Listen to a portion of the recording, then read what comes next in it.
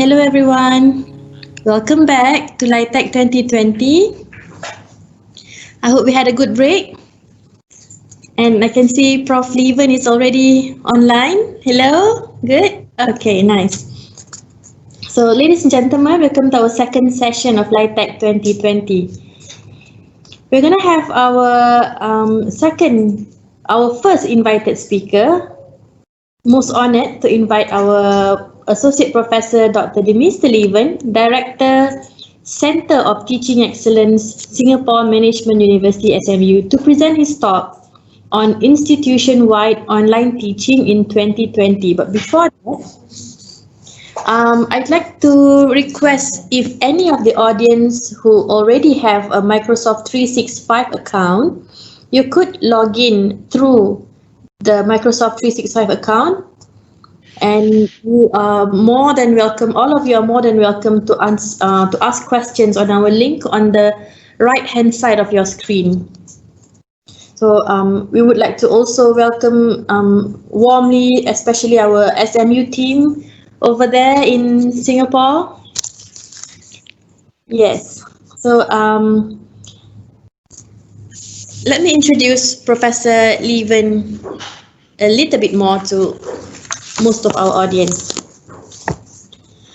Associate Professor Dr. Demeester Lieven is a practicing Associate Professor of Operations Management and the Director of Center of Teaching Excellence at Lee Kong Chian School of Business, Singapore Management University. He received his Diploma of Electrical Engineering, Telecommunications from the University of Kent in Belgium before pursuing a PhD in Operations and Technology Management in the Anderson School of Management in the University of California, Los Angeles. He was awarded in the Dean's Teaching Honour list for top 20 faculty members. He was also one of the recipients of the Richard A. Front Scholarship, ASQ, which is American Society for Quality. His research interest includes operation strategy, supply chain strategy, and sustainable operations. Associate Professor Dr. Demeester Lieven has been involved in a lot of article writings, including the role of operations executives in strategy making, published in the Journal of Operations Management, Plant Network for Processing Recyclable Materials in the Manufacturing and Service Operations Management Journal, and his writings can also be seen in books such as The Mathematical Models in IC Manufacturing in the Perspectives of Operation Management book. As an active educator, he has been teaching undergraduates and master students in Singapore Management University and INSEAD. He's also involved in teaching executives since 2001, besides being actively involved in international conference presentations, academic talks, lectures, and panels. So without further ado, I would like to warmly welcome Prof. Mr. Lieven. The session is yours. Thank you very much, Azza. It was a very nice introduction. So yeah, it's great to be here, and thank you for inviting me. I think to some extent, I think it's really a good time to talk about technology enhanced personalized learning. And so that's why, you know, I chose that as a topic for for my presentation. Let me just see if I can share my slides with you. So I assume you can see that all right. Azza, I don't know if you can confirm that. I can. Great. All good. Yeah. Thank you. Thank you.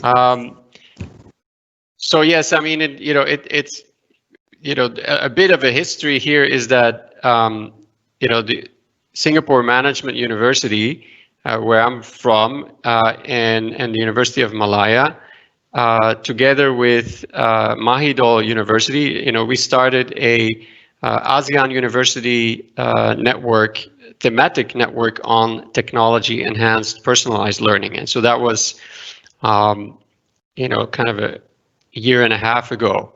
And so definitely, we've been working on that topic. And so when we have a conference here on learning improvement and teaching enhancement, that was definitely, if I were to be invited, that would have been my topic. But clearly, 2020 threw us a bit for a loop as the pandemic came along. And kind of most of us, I think, went to kind of a radical transformation, to online teaching in 2020. And so what I thought of doing is, let's kind of see, maybe where the two intersect, right? And so definitely online teaching, we all learned a lot about technology in the last, last couple of months. And so, but perhaps, it actually enhances personalized learning as well. And so that's kind of what I was doing here. And so the other thing that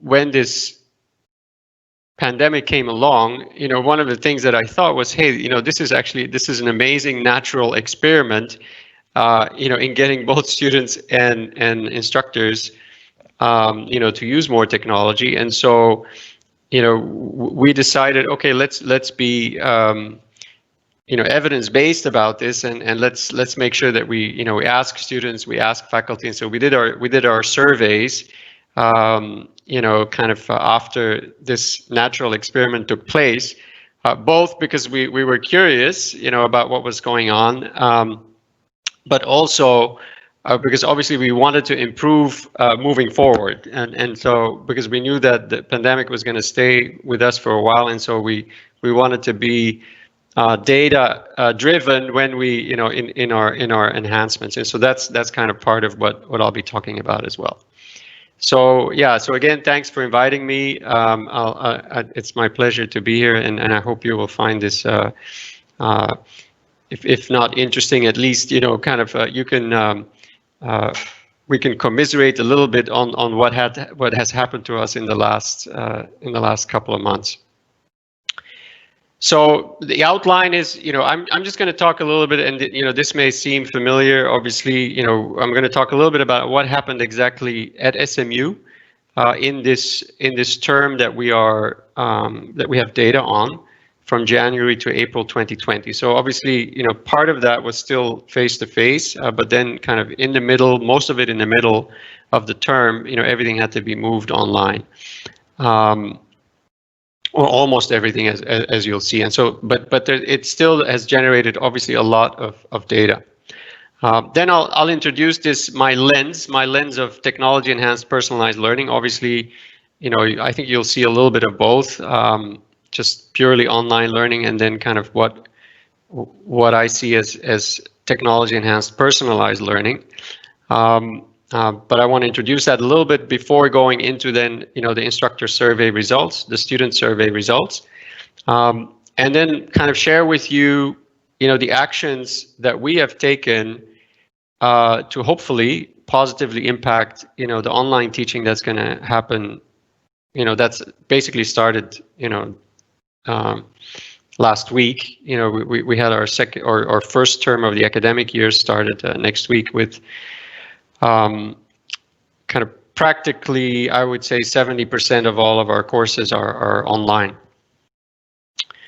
Then I will, go into what I see as the lessons for technology enhanced personalized learning, and I'll just for the fun of it share with you what I think is going to happen looking forward.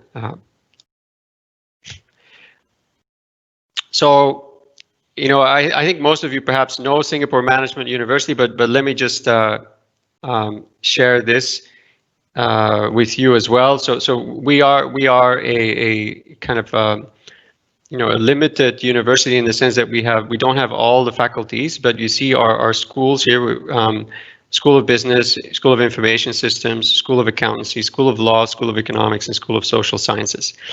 We have about 8,500 students, and those are our undergraduate students. And that's really the focus of my talk here.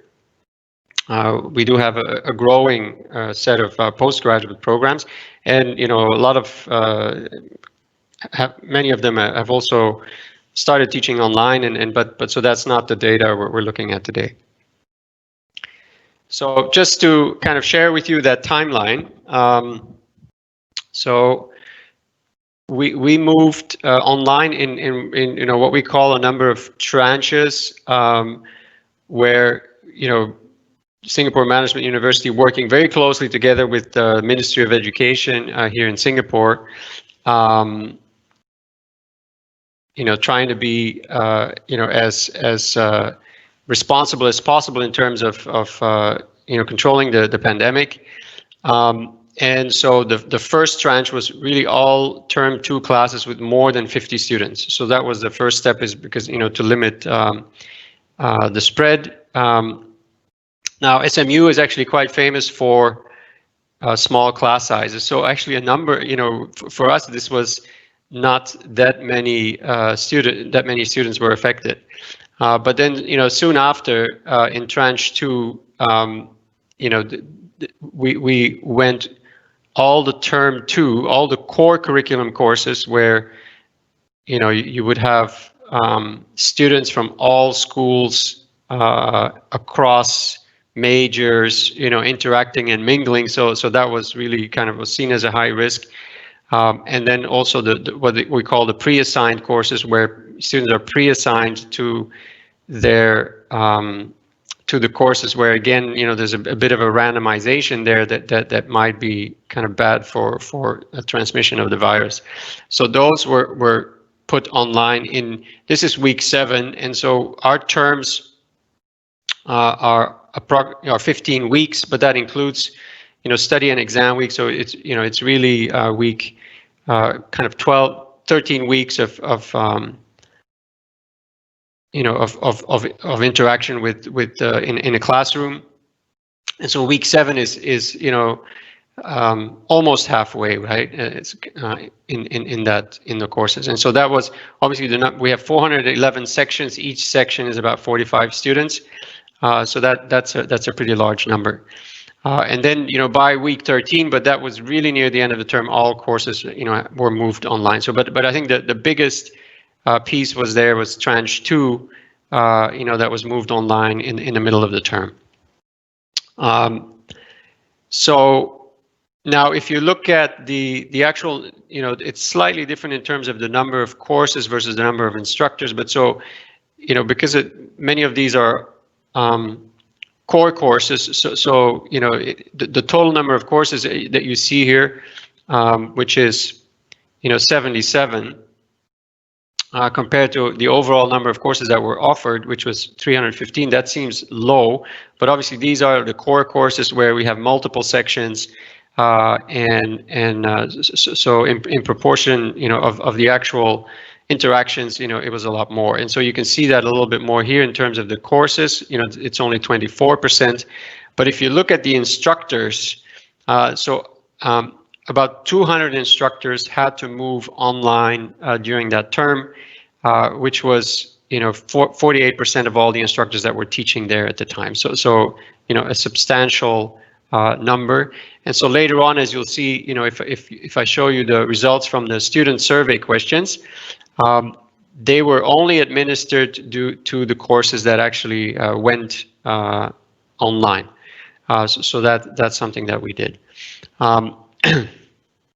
So now, the Center for Teaching Excellence, of which I am the director, we are responsible for what's called emergency preparedness for teaching and learning. And so that's a program that we had in place, for a number of years already, pretty much, started after 2003 when SARS was in Singapore. Again, with help, or under guidance of the Ministry of Education, all instructors had previously received a 3-hour training in emergency preparedness, together with a 45-minute annual practice. So every instructor was required to do a 45-minute WebEx session. WebEx was the tool that we used at the time. For emergency preparedness. Now, once we, kind of had the announcement that the number of the courses would be online, we also at our center also offered a 1-hour refresher training in February, right? So you can see the timeline up there. And those were attended by, 140 instructors who felt like, they needed that refresher. But so that's kind of where we were in terms of instructor training, to do this. So that's the natural experiment that took place. So now let me introduce the lens that we're going to, or that I was hoping to use to look at the data that we've collected. And so that's where I'm going to pitch a little bit to those of you in the audience who haven't heard of our AUN TPL thematic network, right? So this one co-led by University of Malaya and Mahidol University and SMU. And so it is one of the many thematic networks in ASEAN University Network. Please take a look at this website here, www.auntpl, just one word, .com, to take a look at our activities and what we are doing. But as the title says, we're interested in technology enhanced personalized learning, and so there's within SMU we see pedagogy as having 3 components. One is personalized learning, the other ones are collaborative and interactive learning. And then the third one is experiential learning. But so we had an interest in kind of diving a little deeper in this idea of personalized learning, and so that's why we're very keen and very excited to have this network set up within AUN. Now, so one of the things that we did a bit of research and found that in terms of what personalized learning, the promise of personalized learning, if you will.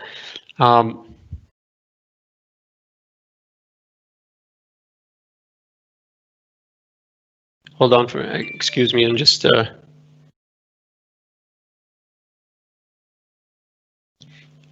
Okay. I've been told that that this window can be seen by everybody, so I'm going to minimize it. Thank you for that, James, for letting me know. So as I was saying, so we did a bit of research, and so you see the sources here in terms of the promise of personalized learning, where evidence has shown that it has had a positive impact on learning outcomes. And so then you see a number of themes, and so these are the 3 themes for our network. The use of varied, personalized, and readily available digital resources to design and deliver instructional content. Clearly, digital resources obviously is a big category, but you can imagine a lot of different things in there, videos being one of them, but games as well, simulation games, which adaptive learning textbooks.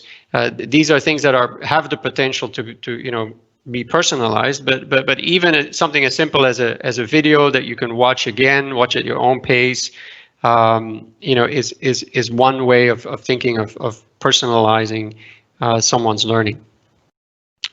So the second theme is also identified as having potentially powerful effects on learning, is a technology that models and fosters self-regulated learning strategies. And my understanding of that is, if you look at learning management systems, that clearly allow students to kind of see how well they are progressing, with certain tasks that they need to do in order to do their learning. I mean, that's something you see in that category. And so clearly that's something where, maybe, when everything goes online, instructors or students make more use of it. That was one question. And then the third aspect of technology enhanced personalized learning is this idea of using technology to provide timely and targeted feedback on student performance. Obviously that would be again something with a lot of potential, and we were kind of looking to see if students or instructors were kind of using more of that technology. So that was our lens.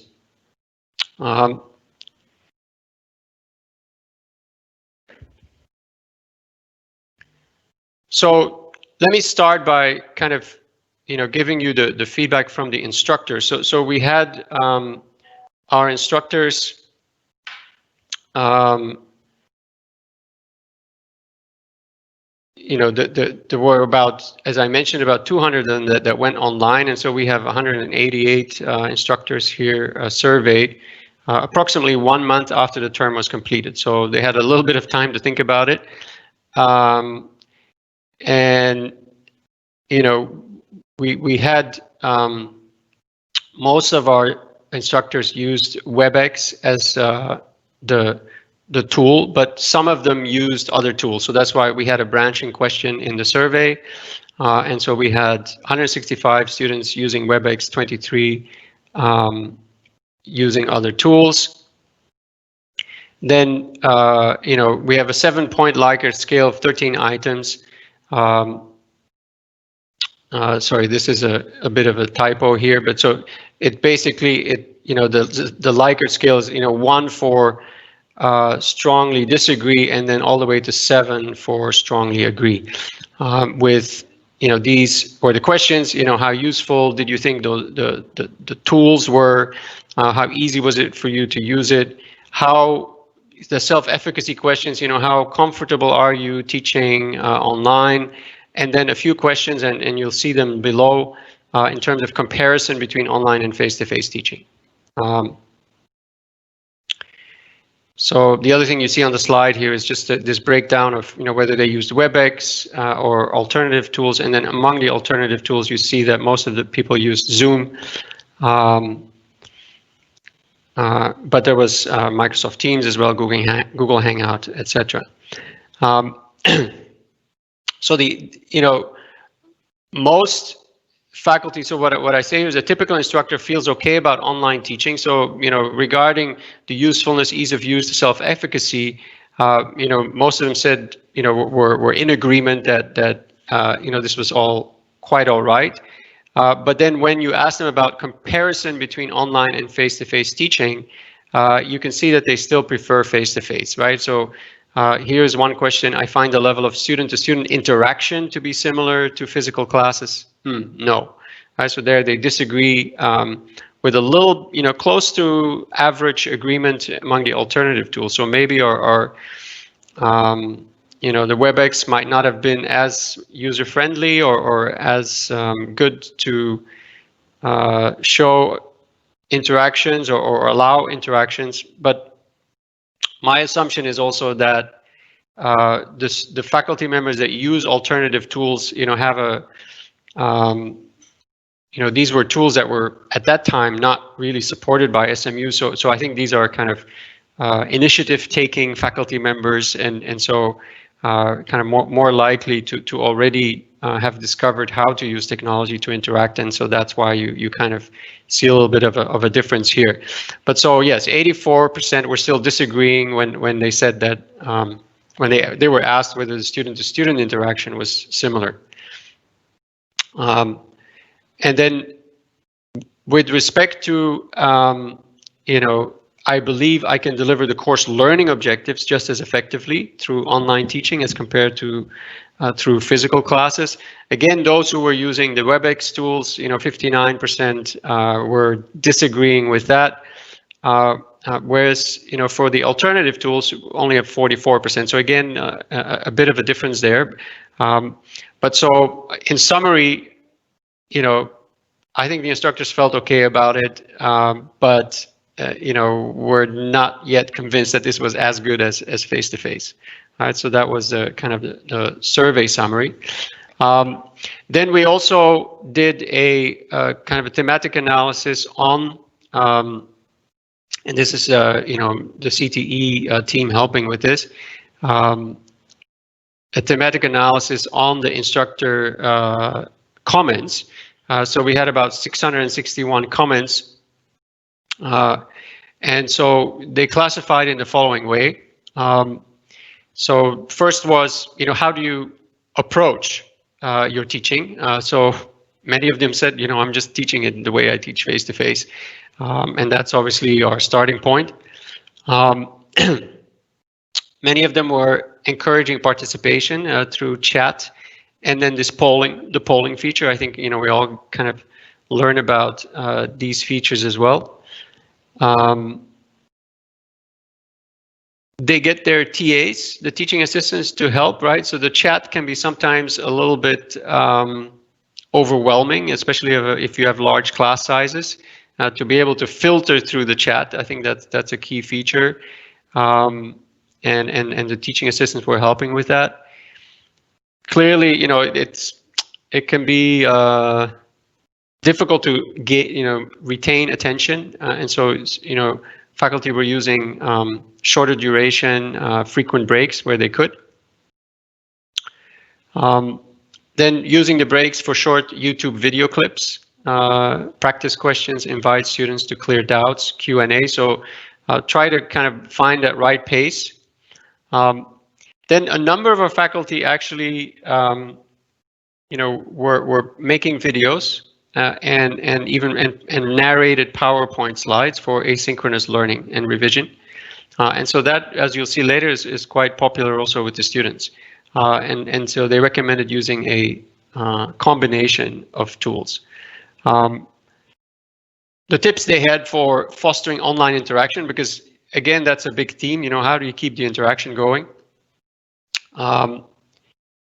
So, preparation, be prepared technically as well. there's a bit of a debate around students' video, whether they should turn on their cameras.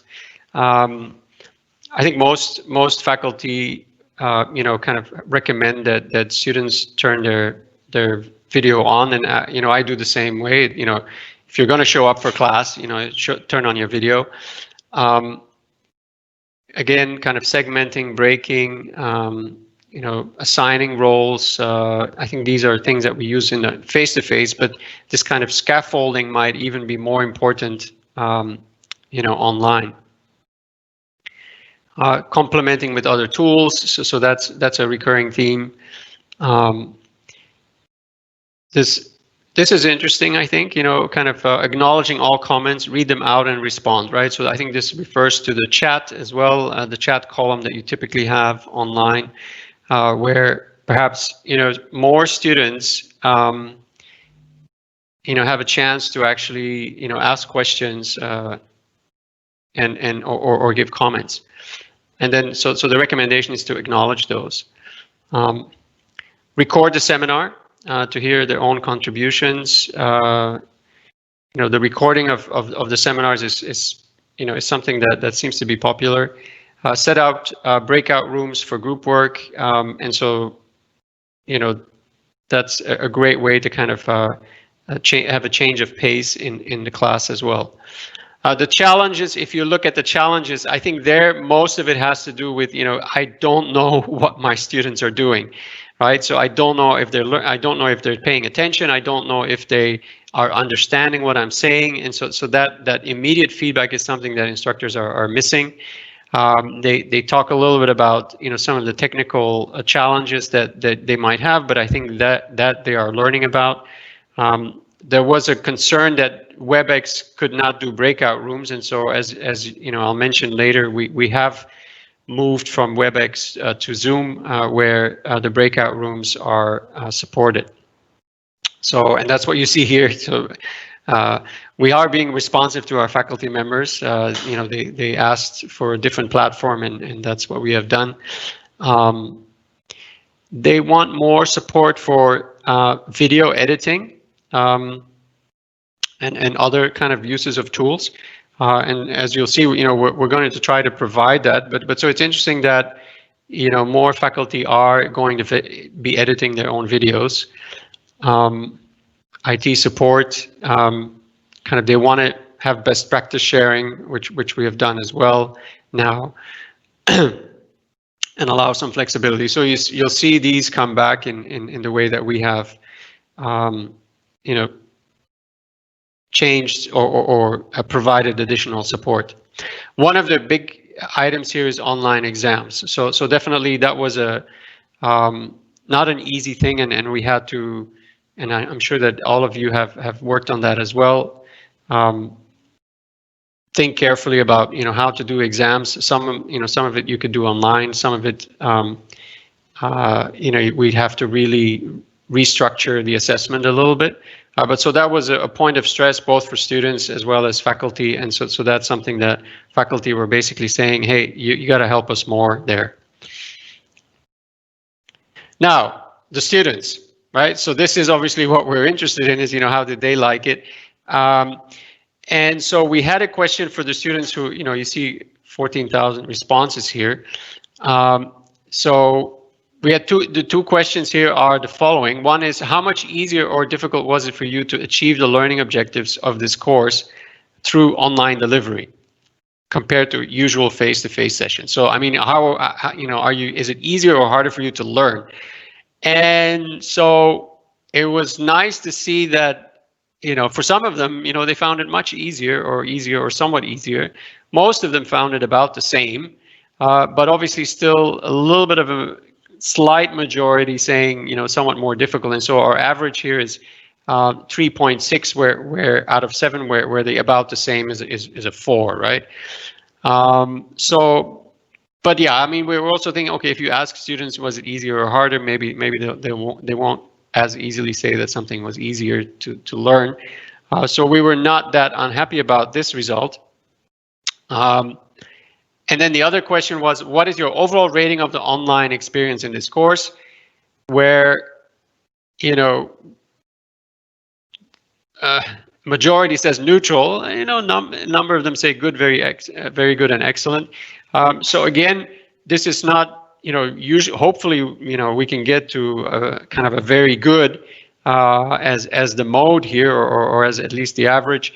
But again, it wasn't that bad, and you know, we think it's a good starting point for us in case we, you know, in case that online teaching will continue, which right now it is. Now, we were also curious, you know, because students are actually, they rate the courses, you know, and I'm sure you have, you know, we have our standard instrument. So the two questions I showed you just in the previous slide were two additional questions that we asked, but our standard questions were also there in terms of, you know, the rating of the instructor, the overall rating of the instructor, and the overall rating of the course. And so there, you know, we had a number of courses for which we had ratings for when the course was totally face-to-face.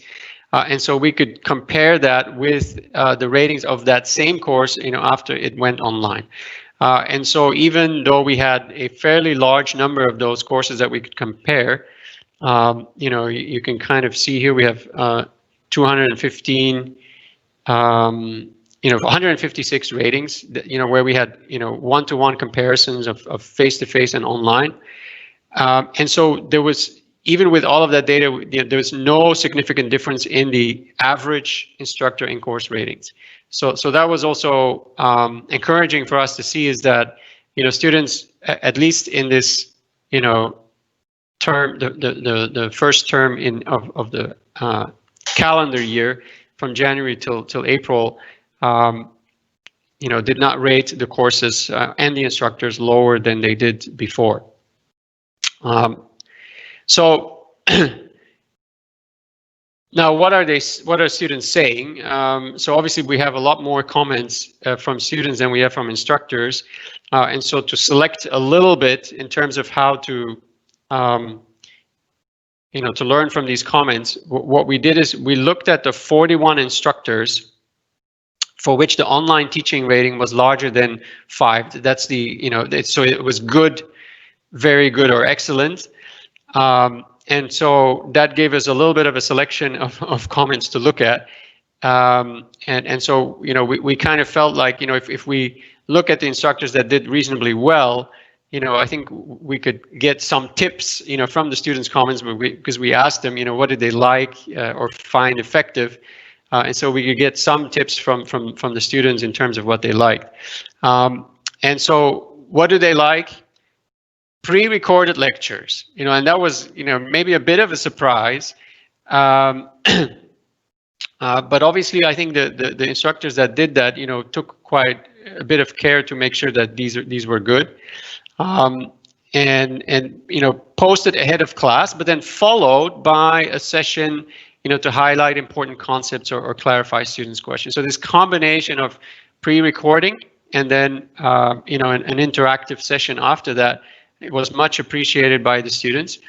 And I think, you know, to a degree it is because they can, you know, with the pre-recording, they can go back to it.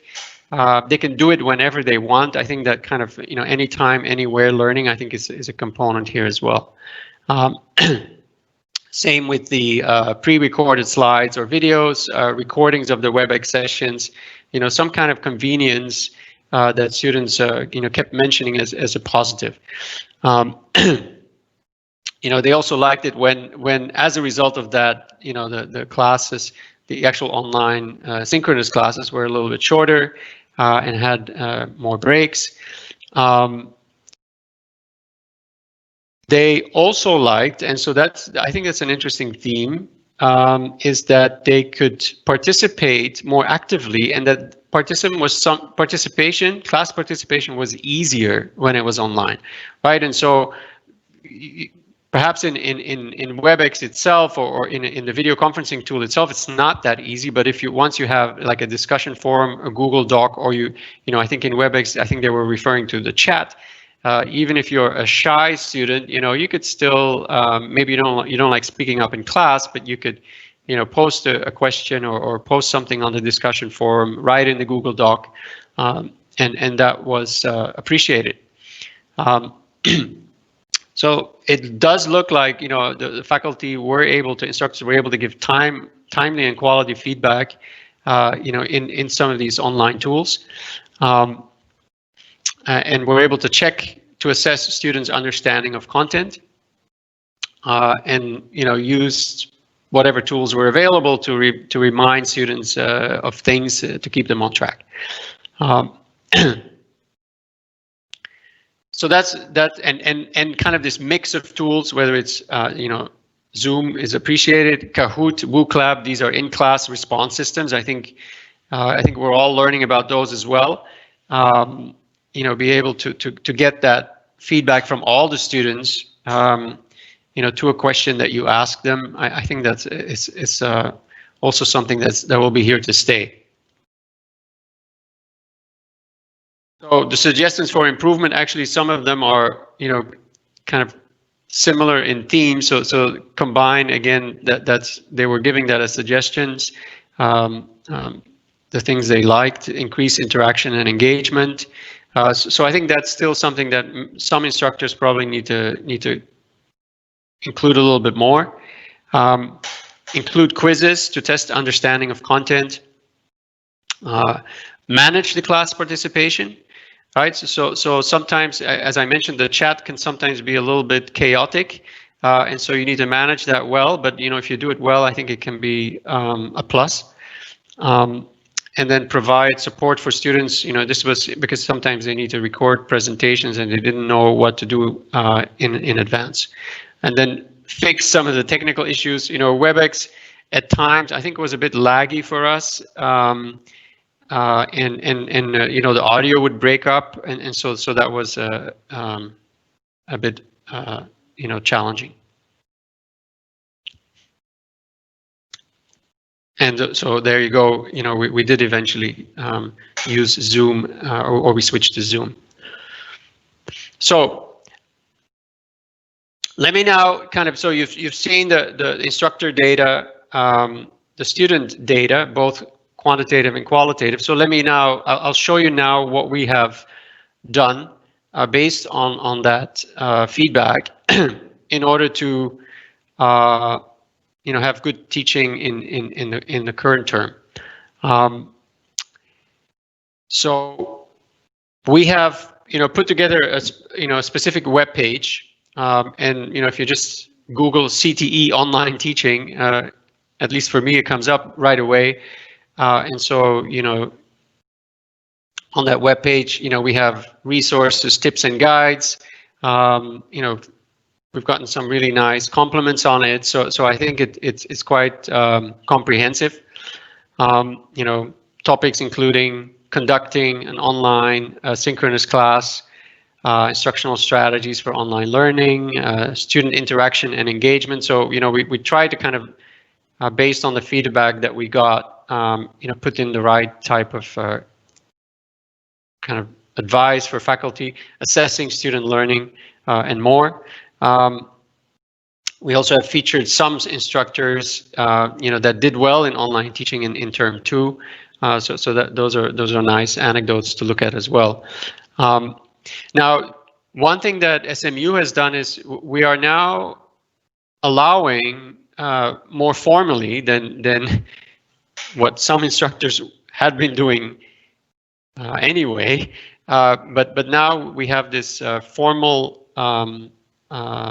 ability for faculty to replace their 3-hour synchronous session with a 1-hour pre-recorded and then 2-hour synchronous. Right, so definitely not entire time, but kind of 1/3 can be pre-recorded.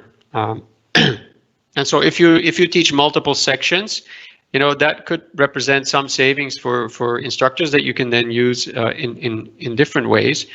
And, you know, we'll have some suggestions here later on. So we have, you know, kind of also, instead of just the online resources, we've you know, set up some workshops on redesigning lessons for online, creating effective videos, that was quite popular, facilitating effective online breakout sessions, and more. We had kind of out of our about, I think, 300 instructors that are now going to teach online this term. Close to 100, have attended, one of these sessions or more. So that was quite encouraging to see. We are taking advantage of a program here in Singapore where the government is subsidizing some trainee roles in multiple organizations, and so SMU qualifies as well. And so we have identified some trainee roles. We're trying to hire students now, or SMU or otherwise, to help instructors create these digital resources, converting materials to videos, providing support, and setting up outcome assessments. That's another thing that we're doing. And any kind of LMS components that we think are interesting. And so this is driven by the instructors, but so we give them these resources. So that's kind of I would say a nice combination of confluence of ideas to bring these resources together. So then we also collaborating with the libraries to deliver student workshops, because obviously students also need to be trained in a way to be good on online learning, and so my Center for Teaching Excellence is involved in that as well. So now to the the lessons, if there are any, for technology enhanced personalized learning. So what and this is just a little bit kind of my own exercise in trying to see, which themes came out of the instructors, came from the students, and what have we learned about technology enhanced personalized learning. And so what I do here, I kind of give my own rating of what I think is what we have observed. Right, so theme 1, it was, use very personalized and readily available digital resources to design and deliver instructional content. I think, maybe the reason why we didn't see that much of it was because, it does require a little bit of preparation. But you do see, some faculty members mentioning, short video clips about the topic as breaks, right? So that's definitely something that means that the instructor has mentioned it. And then there are the pre-recorded videos, right? So the instructor narrated slides and virtual whiteboard recordings. I mean, that was a big component of what we saw, what students wanted, what some faculty were doing. And so I think that's why, I kind of rate this as a 1.5 out of 3, because this is still pretty narrow in terms of the types of resources, digital resources, but it's definitely one that students have appreciated.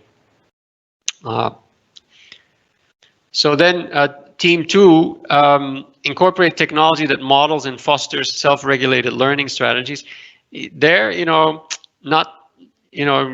nothing jumps out very clearly, and maybe it also means that we need to learn a little bit more what this theme is about.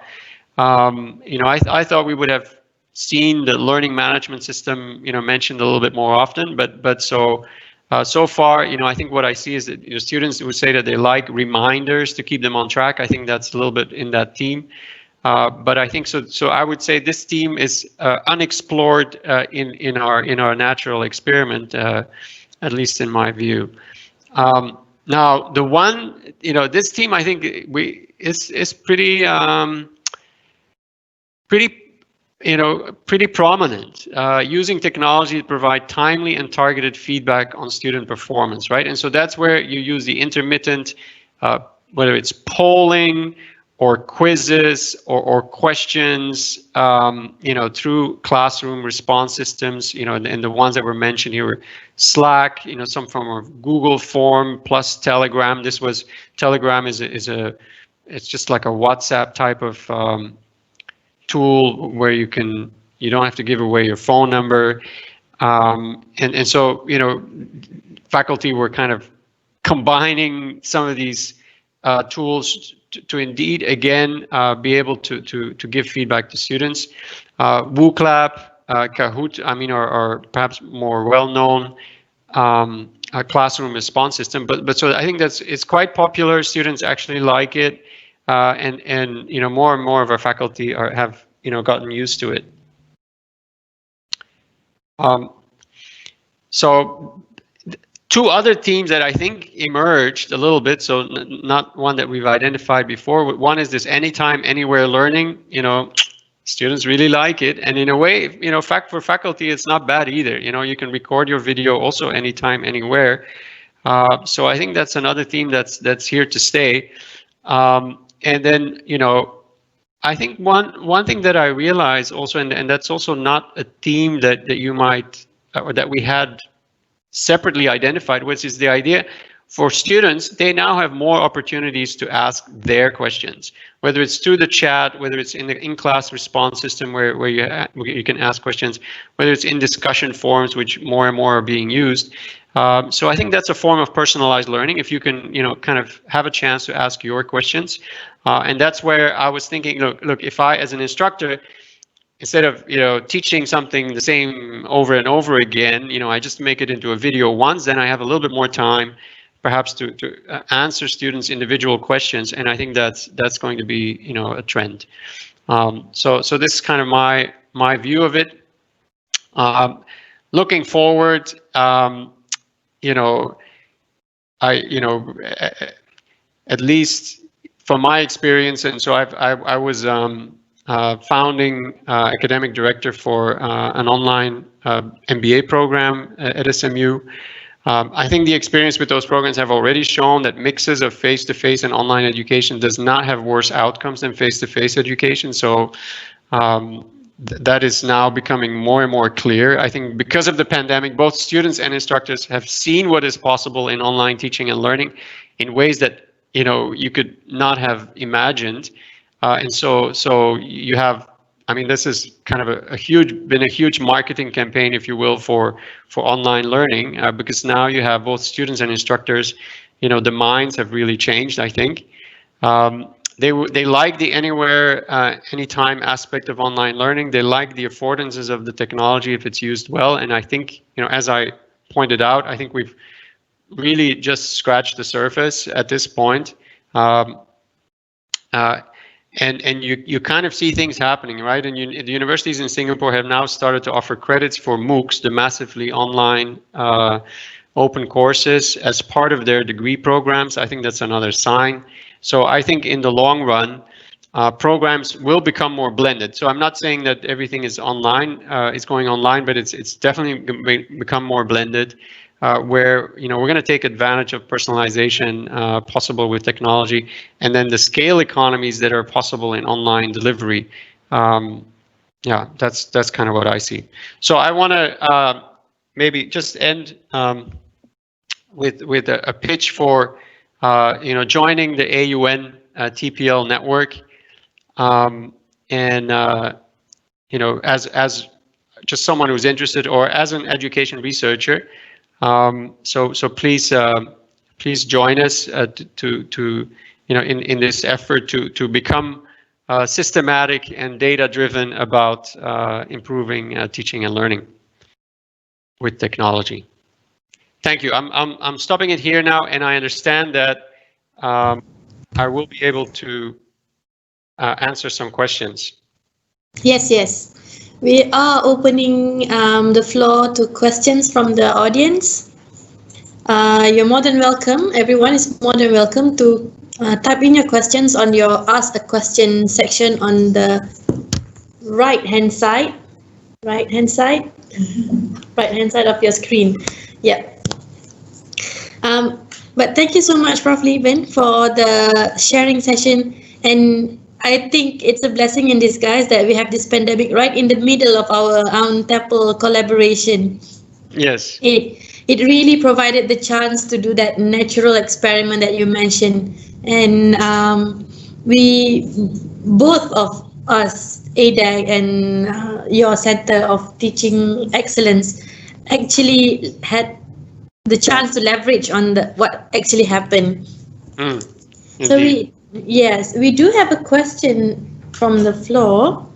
Okay. Let's see. How do you ensure that academics in SMU are able to utilize the technology provided by the Center of Teaching Excellence?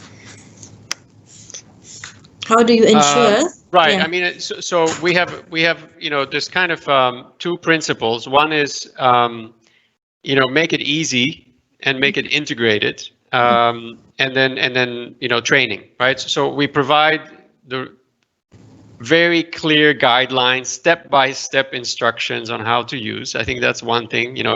It's got to be extremely clear.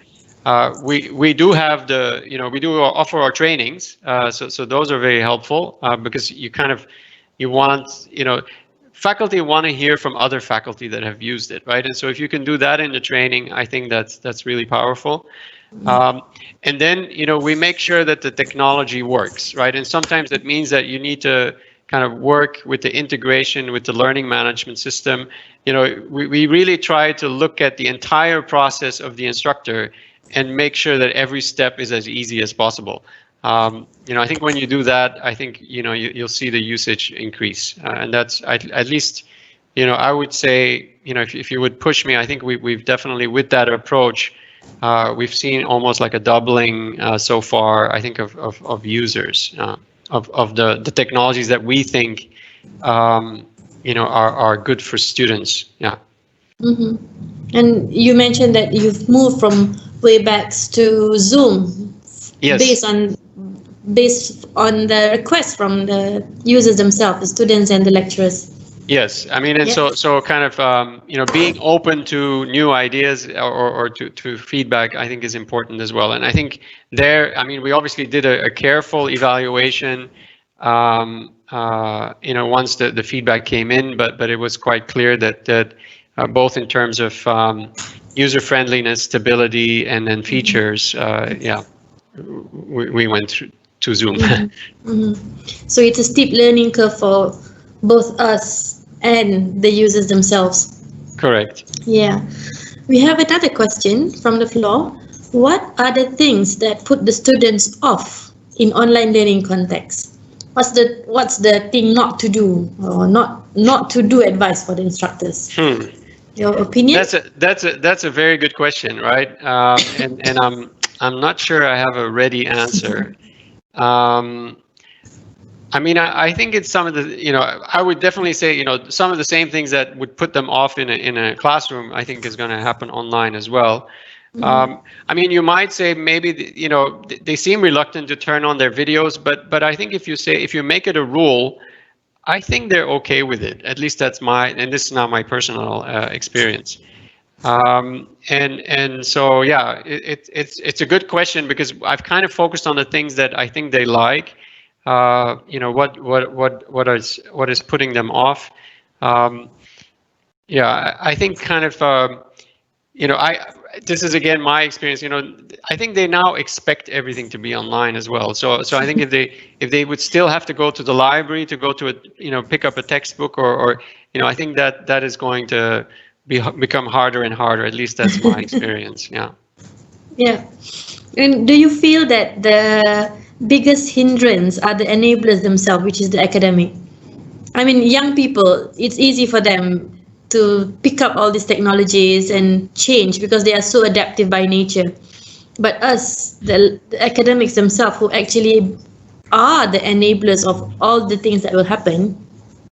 Yeah, we are from a generation that might not be too agile about this. Yes, what do you think? Yes. Well, just we're also a bit older. We're kind of, it's not just we grew up in a different time, but we are also physically older and maybe not as fast. I think that, definitely, we see, we see it happening, we see the change happening through the instructors, right? So you have to get the instructors to come along. I think sometimes students can play a positive role. And so what we try to do very often is to get students to talk to the instructors and get them to say, hey, this is what we like. So we try to bring in students in a lot of our events so that instructors can go, oh, I see, yes, so they like this and that. And so so I think students can be a force in getting instructors to adopt new technologies, but ultimately, it is the instructor that we see as the main decision maker. Yeah. It's from your research that you have shown. It's actually really comforting and encouraging to see that the change that happened did not really, due to the pandemic, did not really make it into a negative scenario. In the end, it's still okay. Yes. Yeah. So it shows that change is inevitable, but we can handle change, and if things are as it is, and we just pick it up. Yeah. It's different, but it will turn out fine. Yeah. Indeed. Yeah. I mean, and so definitely, you know, this was the first term of data. I think we are definitely going to continue to watch because, you know, one question was, okay, maybe students were just being, you know, kind of forgiving in that first term because, you know, it was difficult for everybody. Yeah. So I think, you know, we're definitely going to watch the data this time around as well. But I'm cautiously optimistic that you know, a lot of our instructors will have you know, kind of adapted well and are taking advantage of some of the technologies. Yeah. Mm-hmm. And do you think that the self-efficacy of using technology and the idea of personalized learning will be better improved if time were given more for the academics to adopt it? Do you think that it will be a better thing? It's just for us to persist on try it out, you know, give it a go. I mean, so I think, to me, a lot of the you know, the challenges for centers like ours is to get you know, is inertia, right? And so I think we've just been given a little bit of a jolt, you know, or all the instructors have been given a jolt because they've had to, you know, think about how to you know, make their classes interactive online. And so yeah, I think we've kind of gone beyond some of that inertia. Yeah. Oh, I see there's another question. Yeah, interesting one. On this context, what kind of collaboration do you think can be embarked between two countries, Malaysia and Singapore? I see a potential research collaboration going on from this person. that would be send great. A question. Yeah, please definitely you know, go to www.auntpl.com and share your interests. I mean, you know, kind of one the reasons why we started the network was because I think there are a number of ways in which collaboration works. I mean, one is just what we're doing now, which is information sharing. And, you know, we're all you know, struggling with some of the same questions, and so information sharing is definitely, and sharing the research, sharing our findings with each other, I think is already very valuable. But obviously, you know, we hope that if we can, you know, if somehow you can join two data sets, you know, there might be new findings as well that could be interesting. And then, you know, the other kind of economies of scale that I think you can get through collaboration is, you know, around the development of resources. And so, you know, one thing we're also trying to do is to use a platform, and we're going to use the Merlot platform to try to share more of our digital resources with each other. So that's one thing. But in the long run, I think what you may also see is, you know, around you know, big data and then machine learning.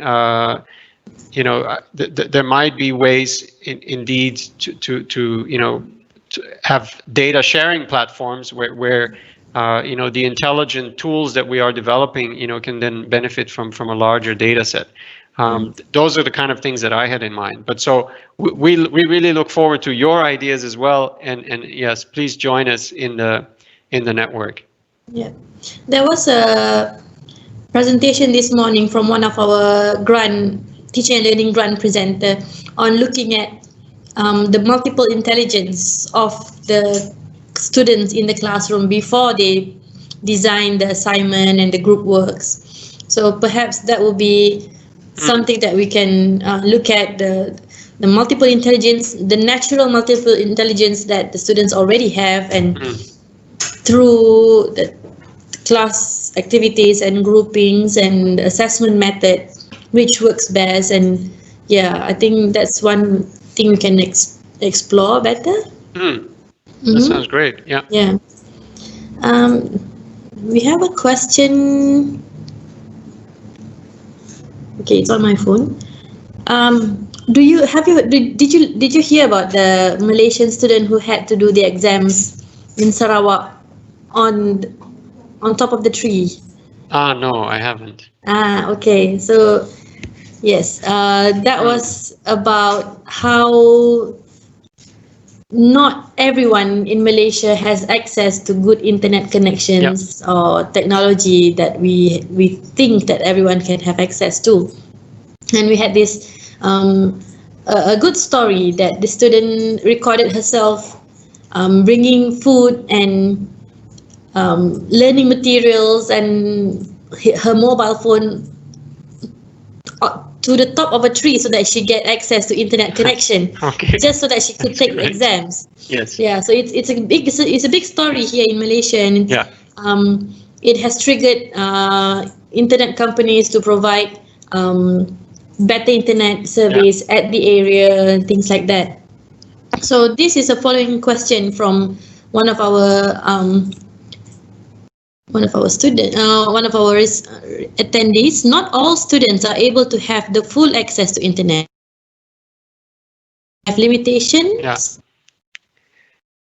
Yeah, I mean, so definitely, I think we are trying to keep a very close eye on that, and we are constantly asking students if they have any trouble, with this, and then we look for solutions. I think, but as you said, I think it is something that obviously governments need to look at as well, and hopefully some of the technology providers. But I think my main advice is just keep asking students to make sure that you're not missing out on those who really have some challenges.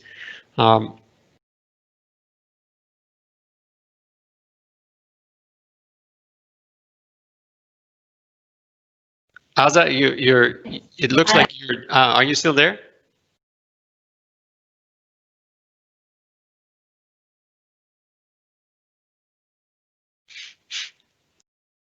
Okay. I just got kicked out accidentally. I don't know how. Well, I think the technology spirit listened, heard us, and gave us a scare. So yeah, you were saying. Yeah, so I think it's important to just keep that channel open with students and make sure that nobody feels feels left out or somehow disadvantaged. And so we just keep asking the students. I think that's our strategy. Mm-hmm.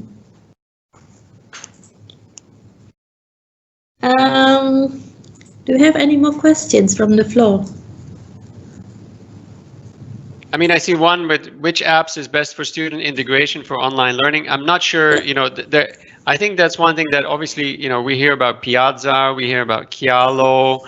You have to keep an eye on some of these, and usually the best source is some of our adventurous faculty members who you saw them, right? Everybody was supposed to use WebEx, but they were already using Zoom anyway. Yeah. So those are typically our sources for but we keep an we vendors contact us and we look for that. But so those are the ones that I heard about recently, Piazza and Kialo. But I think it's also important to keep in touch with what the students are familiar with and are more willing to adapt. Yes, and so students will tell you as well, hey, this other faculty member uses this, why don't you use that also? Yeah.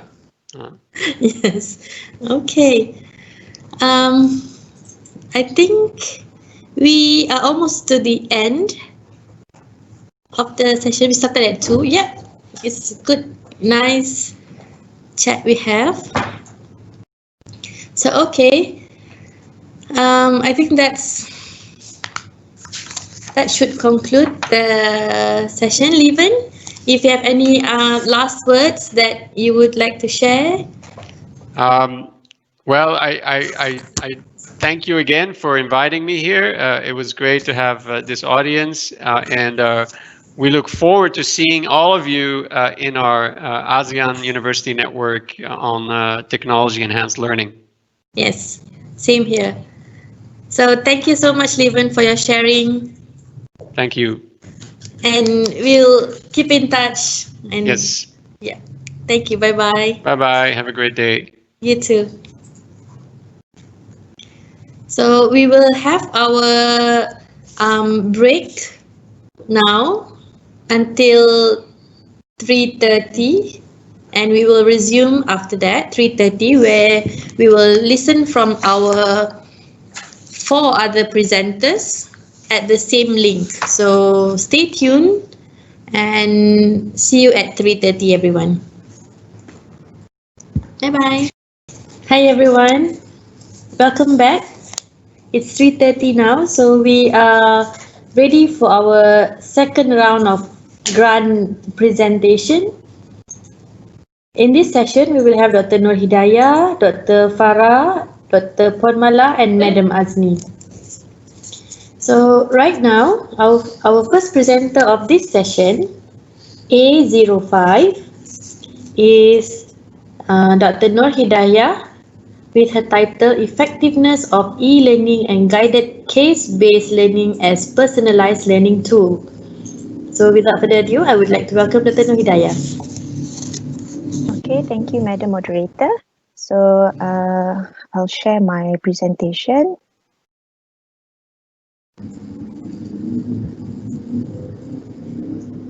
Okay, can everyone Yes. see my presentation? Okay, so today I'm grateful to be able to share with you the my Data project titled The Effectiveness of E-Learning and Guided Case-Based Learning as Personalized Learning Tools. I am Dr. Norhidayah from Department of Pediatric Dentistry and Orthodontics. The actual team members of this project is only 5, but I'm pleased to announce that actually all of the lecturers of orthodontic discipline from our department participated in this project. So as introduction, so Bachelor of Dental Surgery in University of Malaya is a 5-year program. The orthodontics modules are one of the modules in this 5-year program and were taught in 3rd year, 4th year and final year. The students are required to diagnose patients and manage simple orthodontic treatment involving removable appliance. This is to for them to gain expected clinical experience set by the Dean's Dental Council. As part of the learning experience, the students were required to prescribe, construct and insert removable appliance, followed by reviewing the patients for orthodontic treatment. So traditionally, the students were exposed to lectures, tutorials and clinical practice. In orthodontic module itself, conventionally, each lecture is followed by a tutorial roughly a week later. These tutorials are taught by various lecturers using a variety of teaching methods such as conventional classroom tutorial, online quizzes, face-to-face discussion, and case-based learning. However, the case-based learning is only introduced in the final year. So personalized learning I take personalized learning as an instruction that is paced to students' learning needs and tailored to the students' learning experience and interest. By definition, it is the adaptation of the learning experience according to the dynamic of the students in order to facilitate the students most efficiently and effectively to meet their learning objectives.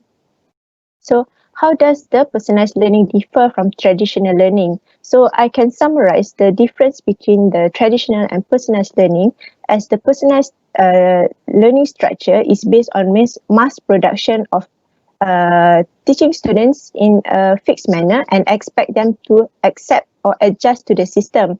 Meanwhile, the personalized learning is based on their customization, teaching students based on their needs, and focus heavily on equity and ensure that all students get the chance to succeed. So for our personalized learning method tools, we use a case-based learning or CBL. CBL is a learning and teaching approach that aims to prepare the students for clinical practice using authentic clinical case. It takes place in a small face-to-face group, but may also take place online and commonly in large group. It appears that CBL foster effective learning in smaller groups, possibly through the effect of having more engaged learners and having more structured learning activities closely linked to the clinical practice scenarios. So how does our dental students learn from case-based learning? So basically, the case-based learning or CBL promotes deep learning approach with active and meaningful learning. It enables our dental students to see the direction of the relevance and logical direction of the knowledge to be learned for their goal for clinical practice in their clinical settings. They are more motivated and are more likely to remember such information. CBL blends aspects of cognitive and social constructive models of teaching and learning by emphasizing the active and interactive components of the learning process, and CBL facilitates the development of reflective thinking and deeper conceptual understanding. So for our problem statement, the current teaching approach failed to engage our students, our third-year students, for the last academic session in the learning process of orthodontic course, which has led to 59% of them failed the orthodontic course last year. Hence, we felt that there is a need for a strong focus for this particular batch by changing the teaching style in hope that they could grasp or understand the orthodontic course better. So we want to see if the CBL as a personalized learning tool can improve their understanding. So CBL as a personalized learning tool has never been implemented in the current teaching and learning setting for the current batch who will be fourth year in the academic session 2019 and 2020. So therefore, our aim of study is to assess the effectiveness of electronic or online CBL and guided CBL as personalized learning tools to facilitate students in achieving our learning outcomes. Our objectives are mainly to assess the effectiveness of personalized learning and to explore students' perception of the personalized learning tools. So this study was a prospective study conducted at Faculty of Dentistry, University Malaya from October to December 2019. The ethical approval was granted by the Medical Ethics Committee, Faculty of Dentistry, University of Malaya. So prior to commencement of this study, two sets of assessment tools are comprised of one SAQ and one MEQ with respective marking rubrics that has been vetted by 11 orthodontic lecturers and face validated by our fresh first-year orthodontic postgraduates. Two assessors were assigned to double mark the assessment based on the vetted rubrics, and all the assessors were calibrated for standardization. We also constructed a set of questionnaire that were face validated by experts in the educational field and pre-tested and modified based on the feedback by 10 final year undergraduate students. It consisted two parts, which assessed feedback regarding the tutorial method, and the second part, which are the open-ended questions to assess the student perception. Responses were recorded using the 5-point Likert scale from strongly disagree to strongly agree, and also an open-ended question for positive and negative feedback. So we also prepared a CBL material for this study. This CBL materials was constructed and the content validity was analyzed by taking opinions of all the subject experts in the field of orthodontics. So the same set of CBL were then converted to an electronic version and uploaded to the Spectrum using an online platform, BlendSpace. So we started off with 49 fourth-year undergraduate dental students who attended all 3 lectures from week 1 to week 3. All of the students attended all of the lectures and give consent to participate in our study.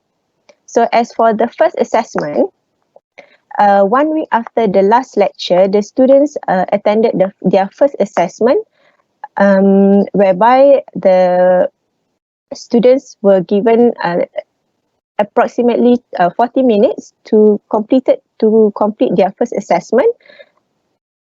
And after the first assessment, the two assessors mark the task based on rubrics that has been previously vetted by the orthodontic lecturers within the faculty. Following this, a personalized feedback on the participant performance from both assessors and the rubrics were shared as part of their formative assessment. So based on the result of T0, participants were then separated into two groups.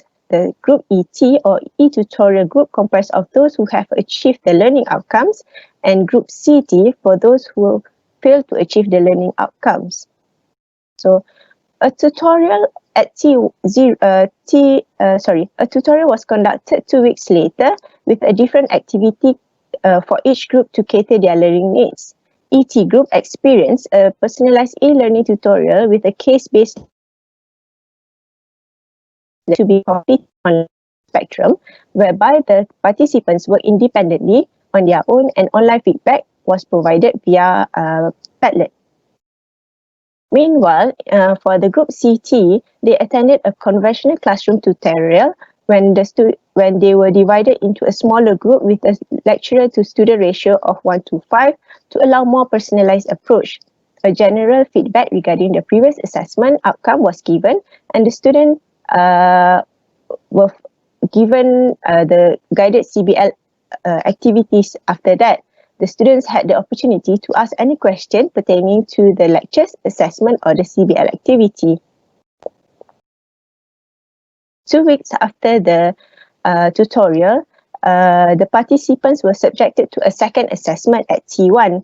Similar to the first assessment, two assessors marked the task and personalized feedback and rubrics were shared with the students. The outcome of this assessment will provide information regarding the effectiveness of the teaching methods and learners' ability to achieve the learning outcome.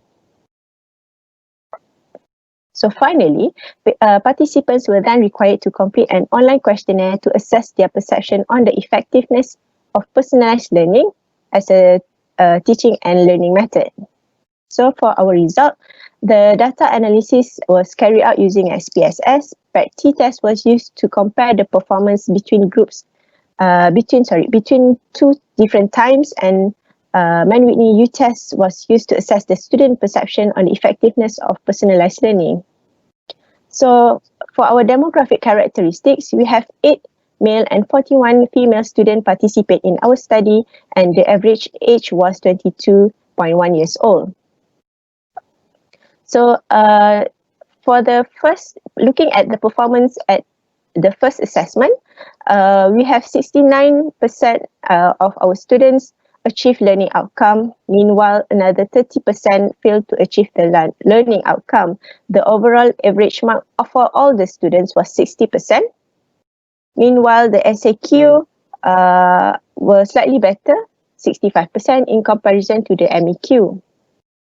So based on the first preliminary result of the first assessment, we then divided them into two groups. So after they had their second assessment, we compared the second assessment with the first assessment, and we find that the total overall mean score at T1 is higher than in comparison to T0, and this is statistically significant. However, there is not much of difference in SEQ. In terms of MEQ, we can see that there is a statistically significant difference or improvement of the scores from T0 to T1. Then we look at the scores individually. So for group ET, the mean total score and the score of the SAQ and MEQ was almost similar from T0, between T0 and T1, and it's not significant. So, however, for group CT, the overall score and the score of MEQ alone are higher at T1 and than T0 and statistically significant. So we then look at the students' perception on guided case-based learning and electronic CBL based on the questionnaire that we have asked the students to self-answer. So this table shows the result of Mann-Whitney U-test for each questions of the questionnaire. We have 6 different questions, and this test indicated that the preference of students was significantly significantly greater for guided case-based learning than the e-learning. The students preferred the guided CBL more significantly than the e-learning for all the STEMs. So we also look at the thematic analysis on open-ended question for particularly guided CBL tutorials. Thematic analysis on strength and weaknesses has been carried out on an open-ended question. So students perceive that guided CBL was more interactive, promote critical thinking, and more personalized as it is easier for them to ask questions. Meanwhile, 10 out of 14 students responded that guided CBL had no weaknesses. However, 2 students commented that they had may be unprepared for the tutorial session. So, for the thematic analysis on the electronic CBL tutorials, in terms of strength, students perceive it as flexible, convenient, and promote active learning. However, the weaknesses of e-tutorial include lack of guidance, technically challenging, lack of resources, and not interactive. So we have come to discussion. So the overall result shows that CBL as the personalized learning tool, with the CBL as a personalized learning tool, the students got better in both SAQ and MEQ assessment. However, it was only significant in MEQ. MEQ commonly depicts different stages of clinical scenario that require appraisal of problem solving or decision making. This results in more in-depth assessment of smaller range of topics and test higher order thinking and understanding. So, however, in contrast, SAQ assess a wider range of subject areas, but to a much more superficial depth. So, personalized learning has therefore improved students' understanding of the topics to a greater depth. But when we analyze the groups of students separately, personalized learning in form of guided CBL appeared to have enhanced in group CT in comparison of group ET. In form of online CBL, personalized learning has not affected the scores of the better performing in group ET. Students who already comprehend better understanding of the lecture topics, personalized using e-learning has not been really helpful. So in our study, we found that the students preferred guided CBL significantly more than e-learning. The guided CBL was well received by the students, with 71 students responded that it has no weaknesses, but and they perceive the guided CBL as interactive, promote critical thinking, and more personalized. On the other hand, the students perceived the e-tutorial was more flexible, convenient, and promote active learning. But the drawbacks of the e-tutorial includes the lack of guidance, technical challenge, and not interactive. This is contrast with a study by Siri, who reported the dental students' attitude was positive regarding the online learning.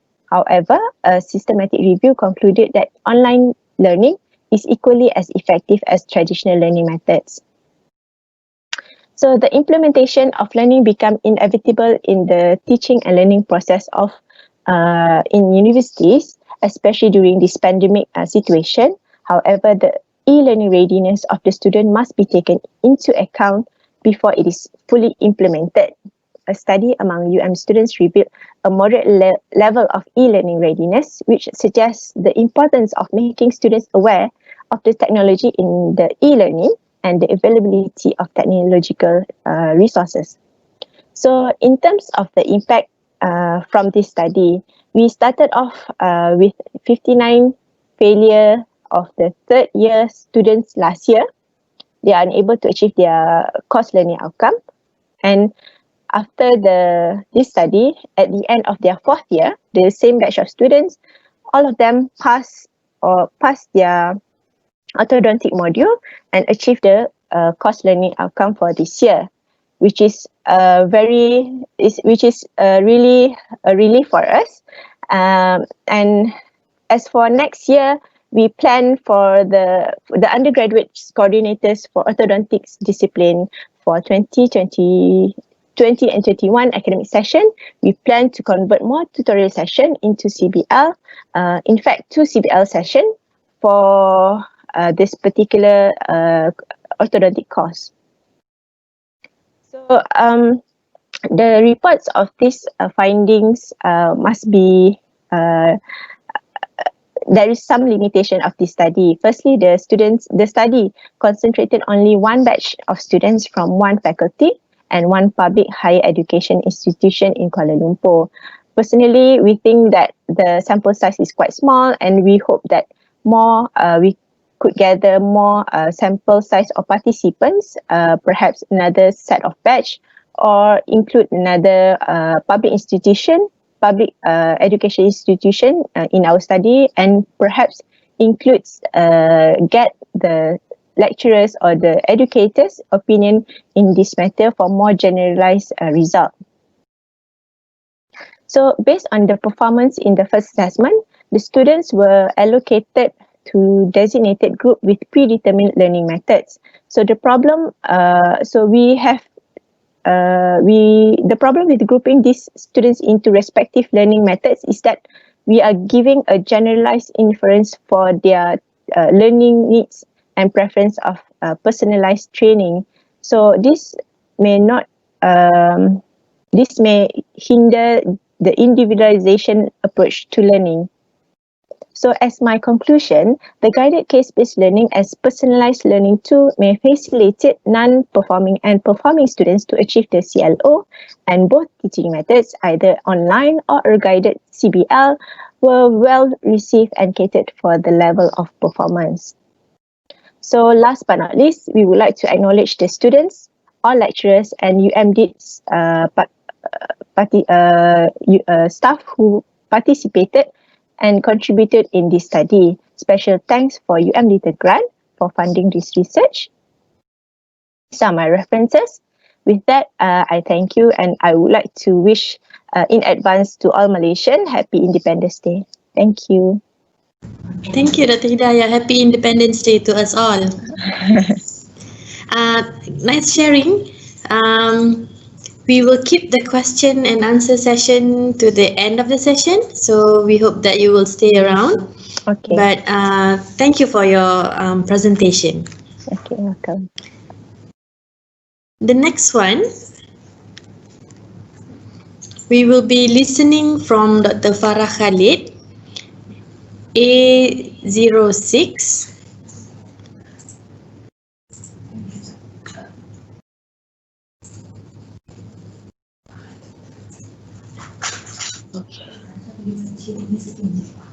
Okay, so the title is Developing an E-Learning Educational Program with an Emphasis on Personalized Learning for the Teaching of Pediatric Palliative Care for Clinicians undergoing the Masters of Paediatric program.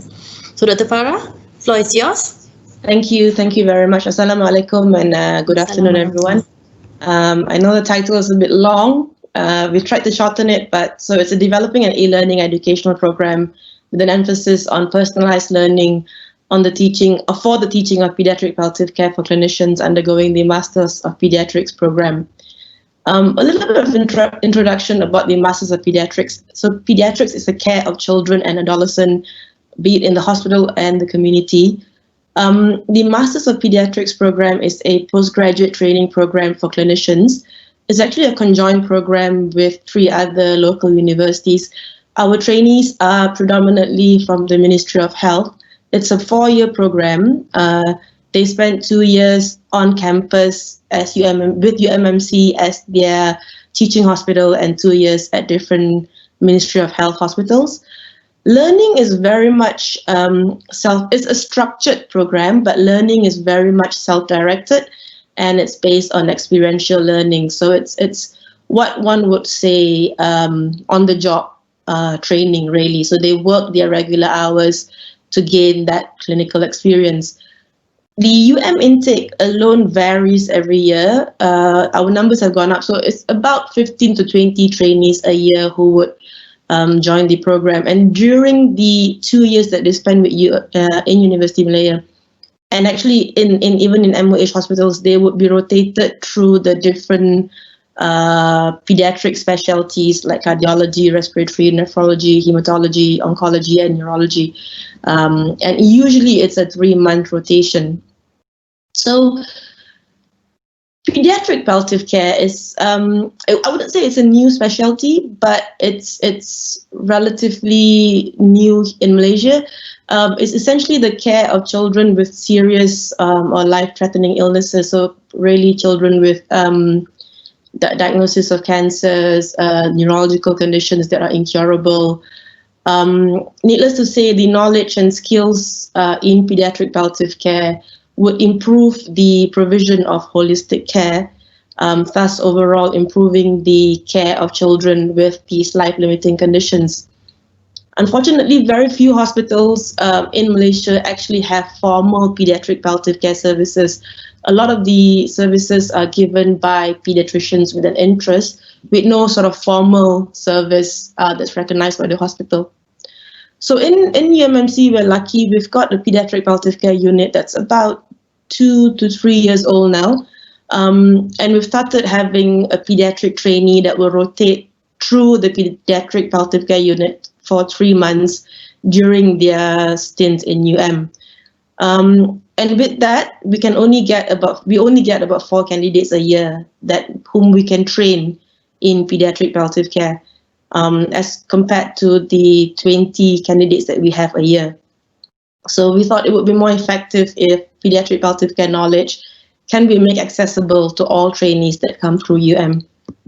I guess that brings us to the research question of if palliative care education for pediatric trainees can be delivered by e-learning, bearing in mind that it's very much a clinical field, and a lot of it is bedside teaching and teaching through clinical experiences. We have enough evidence to show that among pediatricians or pediatric trainees in Malaysia, there is a considerable lack of knowledge and understanding of how to provide palliative care for children. And this has resulted in suboptimal care. And we've got local data for that. And it goes without saying that if you train somebody in palliative care, they would be able to provide quality pediatric palliative care to patients. E-learning as a tool to transfer knowledge in the healthcare settings with regards to palliative care has been shown to be somewhat effective. And I think we've got a suitable scenario here for e-learning where we have very limited trainers, but a large number of trainees. So the primary objective was to actually develop an e-learning program to teach palliative care knowledge and skills to pediatric trainees with an emphasis on personalized learning. The secondary objective is to demonstrate an improvement in knowledge of pediatric palliative care among our pediatric trainees after undergoing the pediatric palliative care e-learning program. Our outcome, the first outcome is, of course, to actually develop a pediatric palliative care e-learning education program. And the second outcome is to gauge if our pediatric trainees have been able to gain some pediatric palliative care knowledge, and this is assessed by the tasks that they perform within the module, the ability to complete the module on time, and the ability to score the minimum score that we have set at the end of module assessment.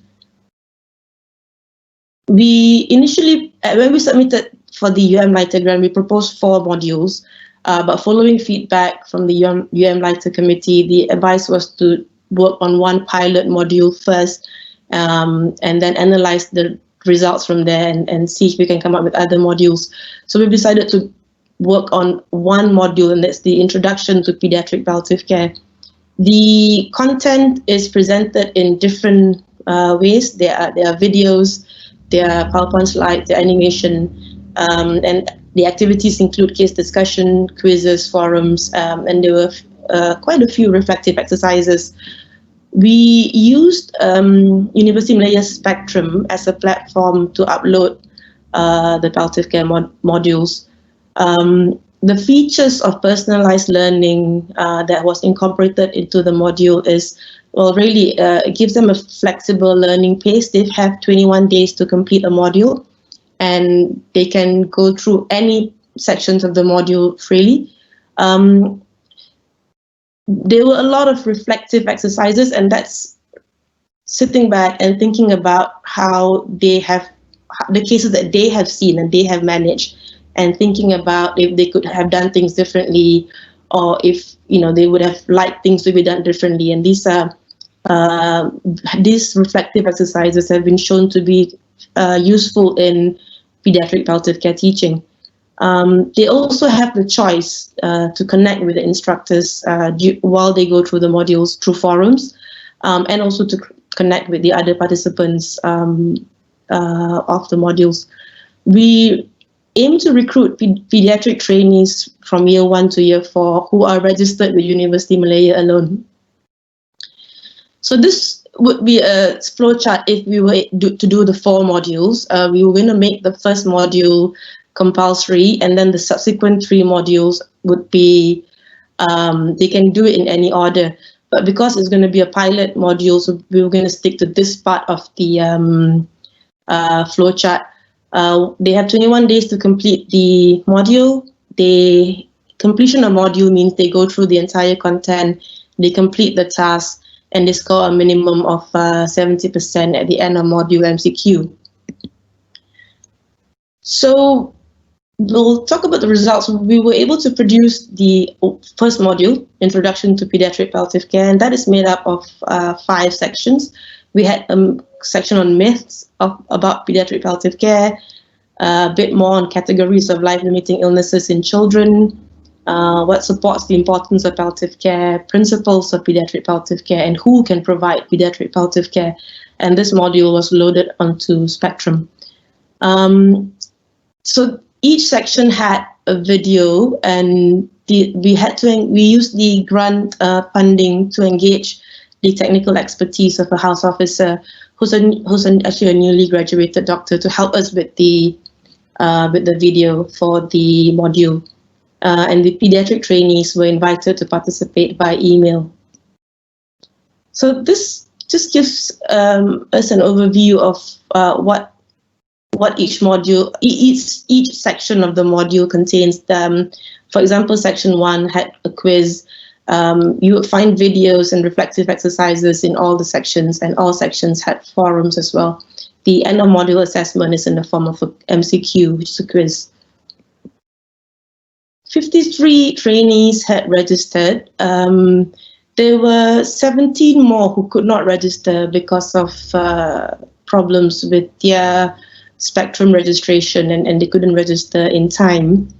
The median duration from enrollment to completion was 1.5 days. Some took as long as 37 days, not bearing in mind that we allowed them 21 days to complete the module. About a third of them managed to complete the module in 1 day. This shows how frequent the videos were viewed, and I think this is the basis of personalized learning, the ability to actually go back to your content again and again, to familiarize oneself with the content. And almost all videos, there were candidates who viewed a video more than once. And again, since it's adult learning and personalized learning, we did not make the forum compulsory. So this shows that I think not even half of the candidates had participated in the forums. But I think this is also what you would get in the face-to-face teaching. For example, not everyone would participate unless you call upon them or you call their names out. So majority did not participate in the forums, but the ones who did actually engaged in quite a bit of discussion with the 2 content providers. We set 70% as a passing mark for the end of module assessment, and majority scored 90% and more. So then we gave them a questionnaire on looking at their experience with the module and some of their learning styles. And this bit of the questionnaire looked at their general experience with the module. Again, it wasn't an overwhelming response that a lot of them enjoyed it. Just over half of them thought that they enjoyed the module. Many were ambivalent about how easy the content was. So nobody sort of disagreed that it was too basic. I personally feel, I think looking at this, I realized that perhaps the content was a little bit easy. Nevertheless, majority thought that it was consistent with the objectives. And again, they didn't think that it was too heavy. There was a lot of narration in the videos, and majority seemed to like having thought that added value to the module. This was interesting though, because the speech style that we use for the narration was a very formal style, but it looks like they would have preferred a more conversational style. They found that the pictures and the words helped them learn faster. Again, with regards of time, majority thought they had enough time.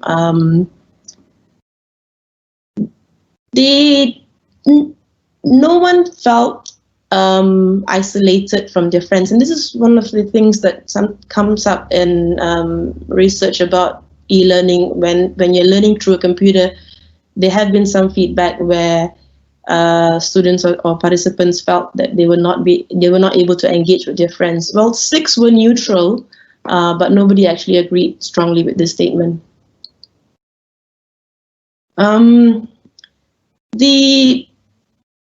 It was good to see that not many thought that the topic was new to them. So they had some understanding of pediatric palliative care, but it was encouraging to see that whatever their baseline was, they thought that the knowledge that they had gained from the content had increased, after going through the content. So that was a bit encouraging.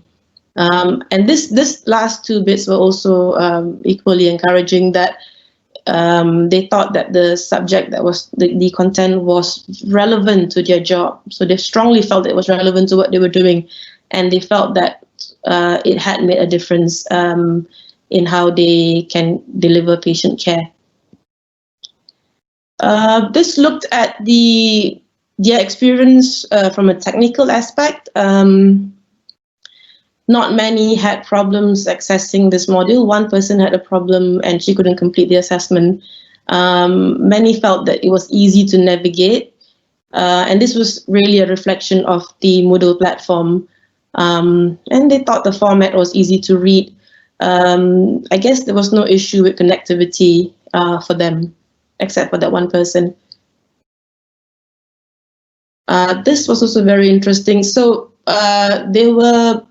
the forums and the personal reflections were shared activities, so they would post their activities and it would not be anonymous. So a few of them had said that they would have preferred to keep their reflection private, and they were kind of not too sure about sharing their thoughts with others. While they like to keep things private, they like to remain anonymous, they probably don't like to share their thoughts with others. Majority would actually read from their colleagues' reflections and would actually read the replies to the posts in the forums. So I thought that was an interesting result that we collected. This was just about their learning style. Again, a few have said that they preferred things in PowerPoint or actually having a list. And one of them actually elaborated later, and we'll talk about what the elaboration was. A handful said they still prefer the face-to-face teaching. So this was what they had written. There was a free text option to the feedback, and aspects of the modules that they found, or aspects of the module that they found were useful included the content and how the content was delivered. through the videos, pictures and narration. They like the quiz and the reflections. One person actually wrote that he or she liked the fact that they could learn at their own pace. They had given some suggestions about for the next module. There were some issues. Some of them said that the narration was too soft and they wanted something a bit louder. Again, this is a reflection of our students. They always want handouts, and when it's an e-learning, they would want to have something that they can download for reference later, they said. And they would like the option to be anonymous. They didn't want to be anonymous. They wanted to have that option if they choose to. With regards to the content, there were a few suggestions of actually wanting more case scenarios, more case discussions, and they wanted content around developing skills. So they wanted to know how exactly would you communicate about palliative care, for example. With regards to activity, some have suggested more quizzes and they wanted more pictures.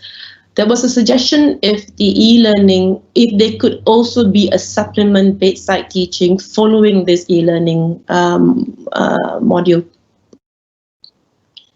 The challenges we faced, well, I was shocked at how much it cost to get a video done for the purpose of an e-learning teaching. I think over 5 minutes or 10 minutes, we were quoted about 5,000. So cost was a big issue.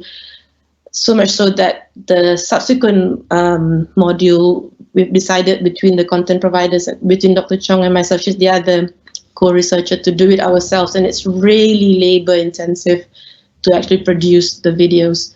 A lot of technical support is needed. We had to contact Merdu on multiple occasions. The other limitation is, of course, the small sample size. There were 17 who were not able to get access to our spectrum for various reasons that we are still trying to sort right now. The other limitation, I think, is while they may have on paper may show that they have gained knowledge, we don't know if this is translated to clinical practice. If they see a patient now, if their practice has changed, and there's no way of knowing that through this form of teaching and learning. Some pointers that we can take before we develop the next module would be, I think we could think about making the content more personalized in the sense that there could be an option for more advanced content after they've completed an activity or after they've scored a minimum on a test, for example. So that advanced content would be optional, and they can do it if they want to, or they don't have to. We see that they like a lot of case-based discussion, clinical-based discussions. They like quizzes. And I think for the next module, we would have a pre- and post-module assessment as well. In terms of delivery, they've said that they prefer conversational style narration. We tried doing that with one of the parts of the next module. It's extremely difficult to do it conversational style and recording it at the same time, but we're trying. And they wanted, and we'll ensure that they have the option to be anonymous. We'll probably also include things that they like in terms of they would like written instructions on sort of a step-by-step guide to do this. How do you do this? And step 1 to step 10, and that seems to be what they would like to have included as well. So in summary, I think in the situation we are in, again, where we have very few trainers, a lot of trainees, it is a good platform and it gives them the flexibility to sort of learn in their own time.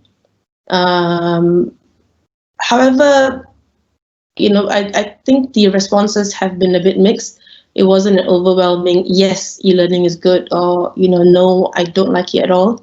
But I think they have shown that they can gain some knowledge, and maybe some may say some knowledge is better than nothing.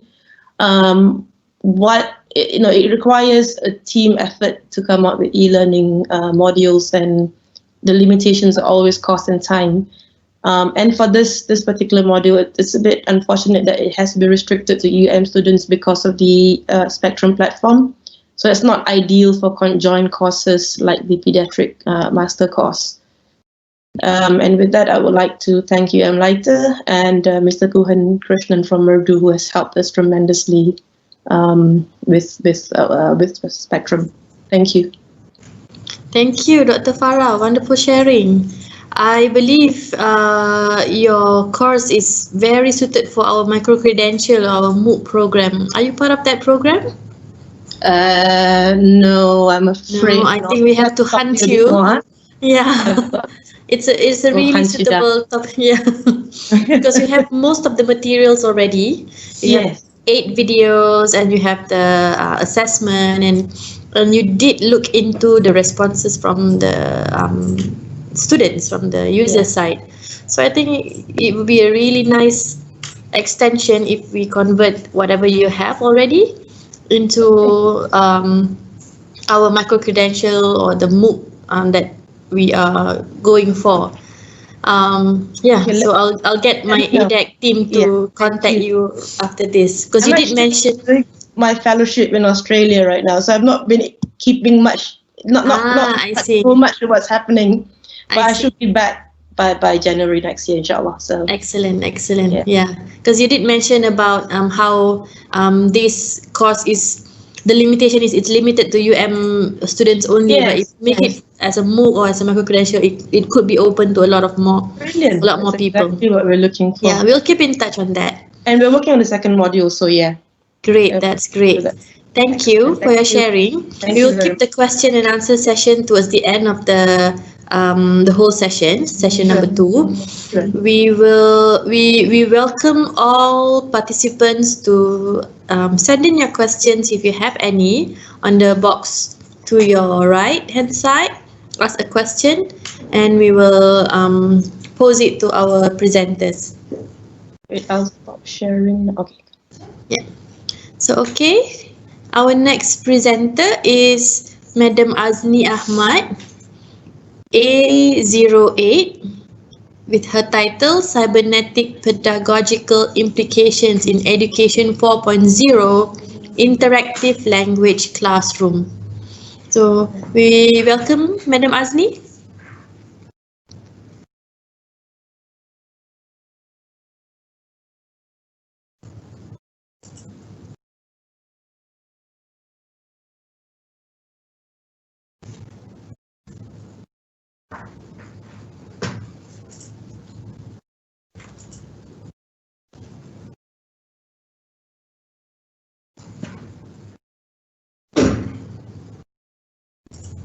Madam Azni, are you there? Okay. Yes, I'm here, sorry. Okay, good afternoon. Can you... Yes, we can hear you and we can see you clearly. Okay, thank you so much. Okay, you can start now. Okay, I'm going to share my slide now.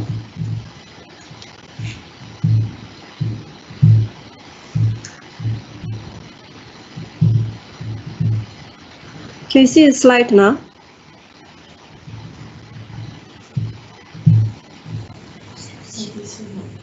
Yes, we can see. You need to click on the presentation mode on the right hand bottom corner.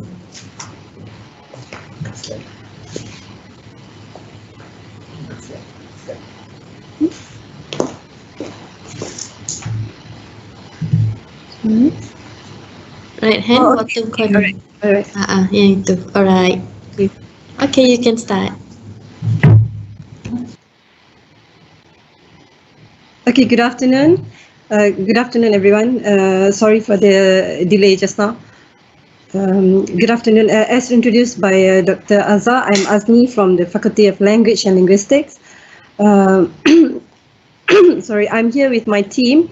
I have Encik Jamian Muhammad, Dr. Zita Cik Omar, Madam Rosnon Chesof, and Dr. Martin Choma, who is from Faculty of Social Science, Arts and Social Science. My topic for today's presentation as you can see, it is the Cybernetic Pedagogical Implications in Education 4.0 Interactive Language Classroom. But without further ado, let's start from my first slide. It's just with a simple introduction. Oh, sorry.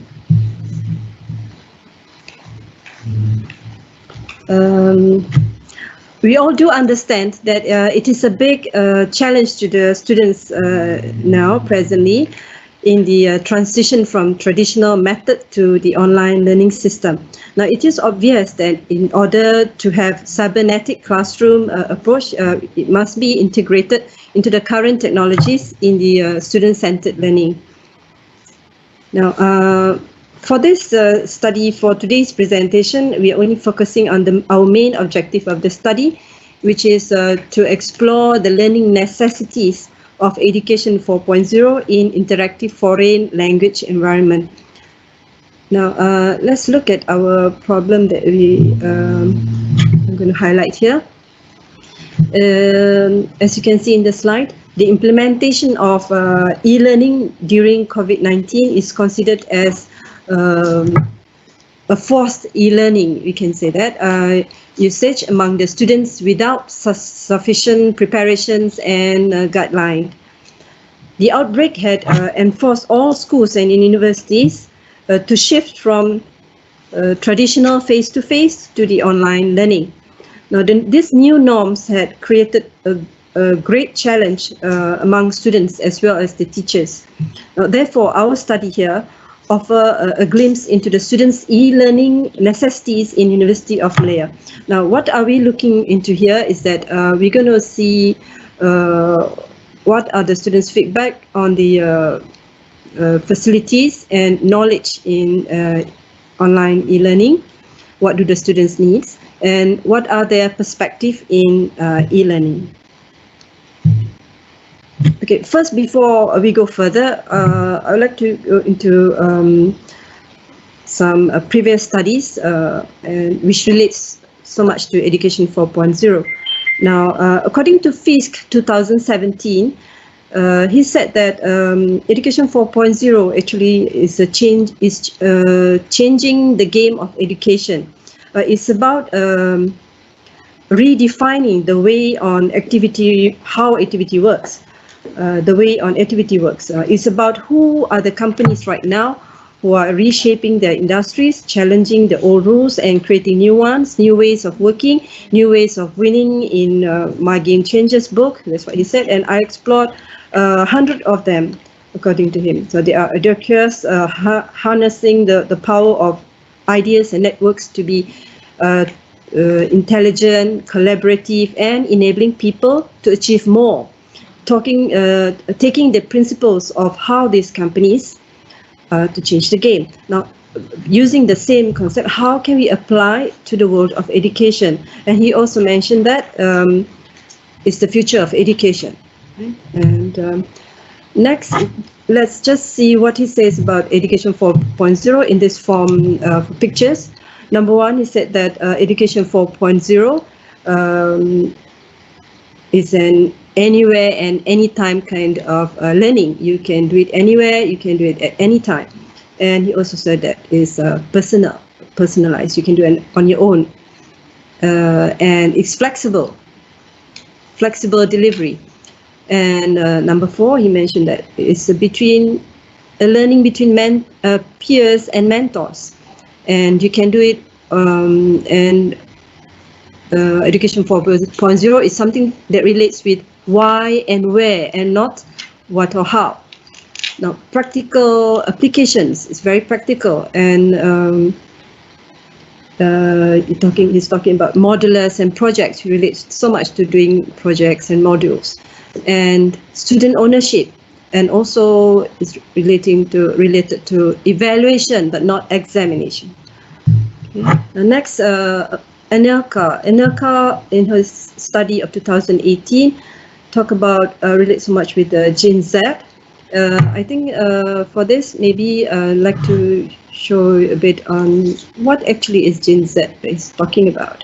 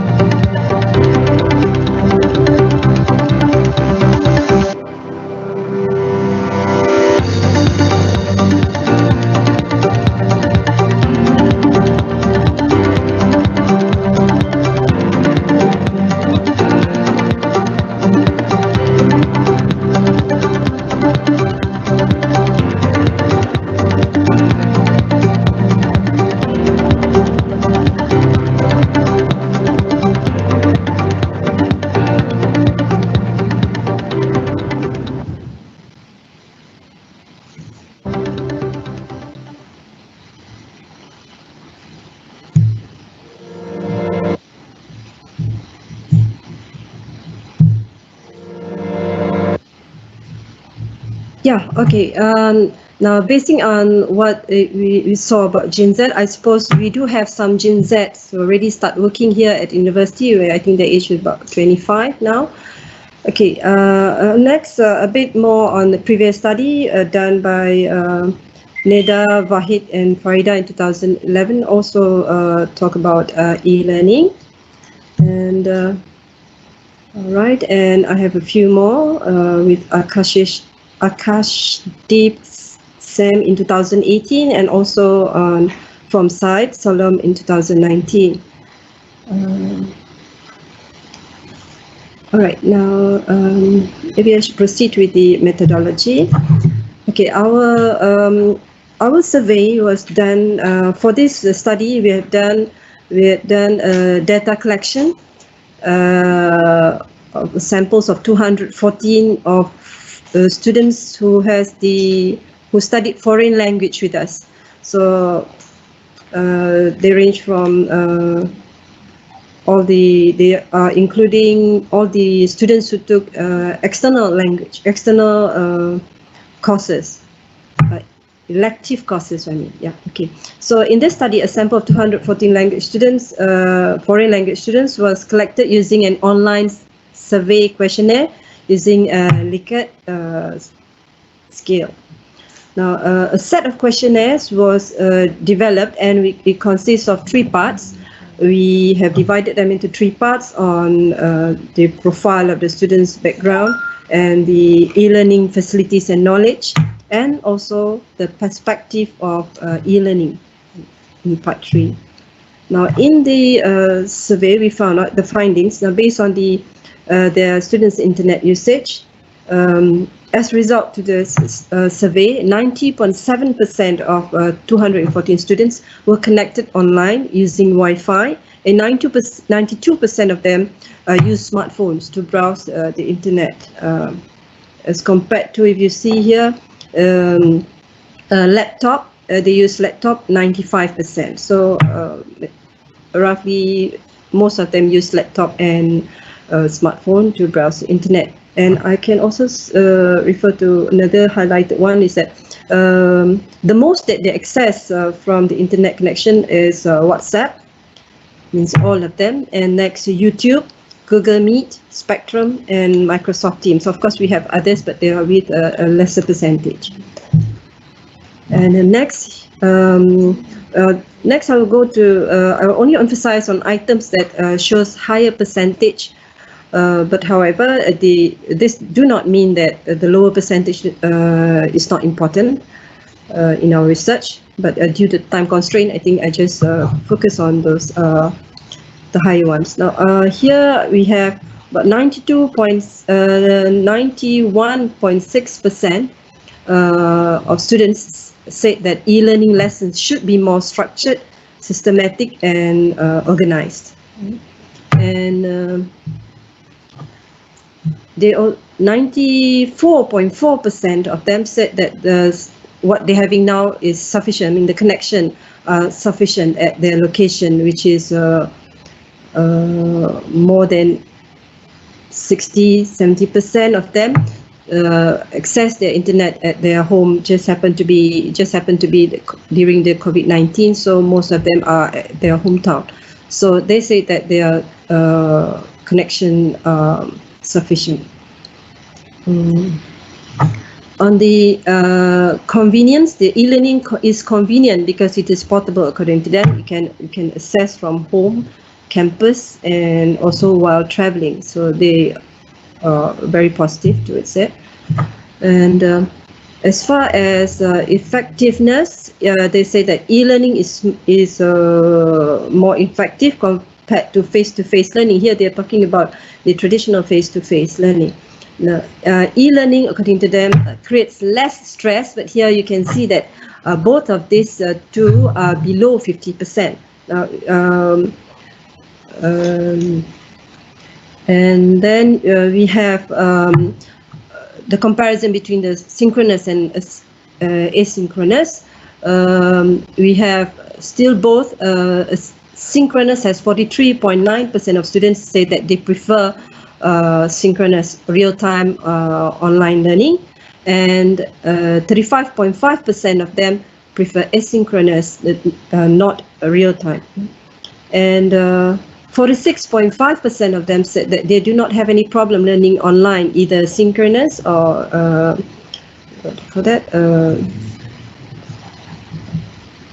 synchronous.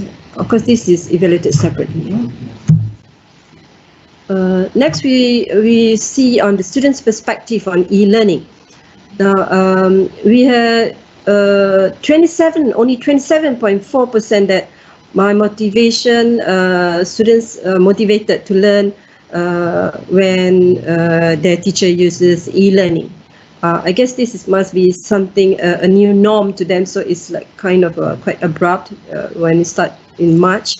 And I think we had like 5 weeks, and then after that, week 5, straight in week 5, we go 1 week, I think, for e-learning, and then we stop. So it's kind of quite an abrupt to them, and they feel that it is not so motivated. But however, they are interested to learn new skills. So we can see that 89.2% of them are interested to learn new skills. I mean, we're talking about new skills in e-learning here.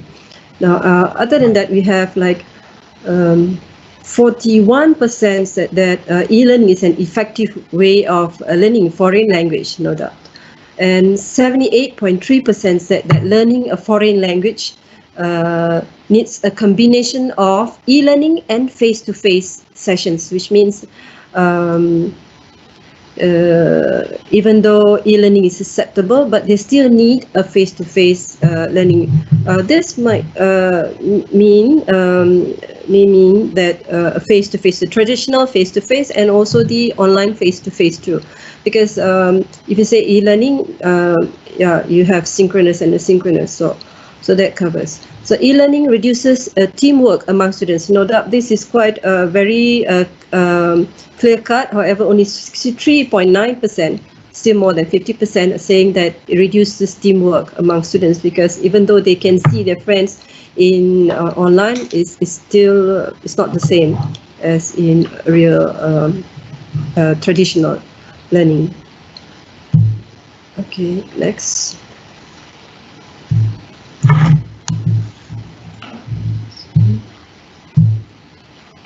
Right.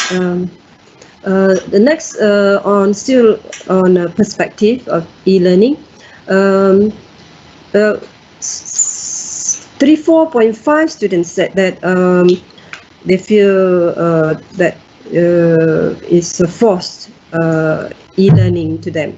They are forced to use e-learning. Well, we thought they do agree with it, that it's a forced e-learning, but however, only 34.5% said that it's a forced e-learning. And 63.7% said they're ready to use e-learning. However, they said that they think the traditional face-to-face approach of teaching and learning helps me understand better. Yeah. And 79.8% said that they still need a face-to-face sessions with the teacher when they have difficulty in understanding the lesson. I have some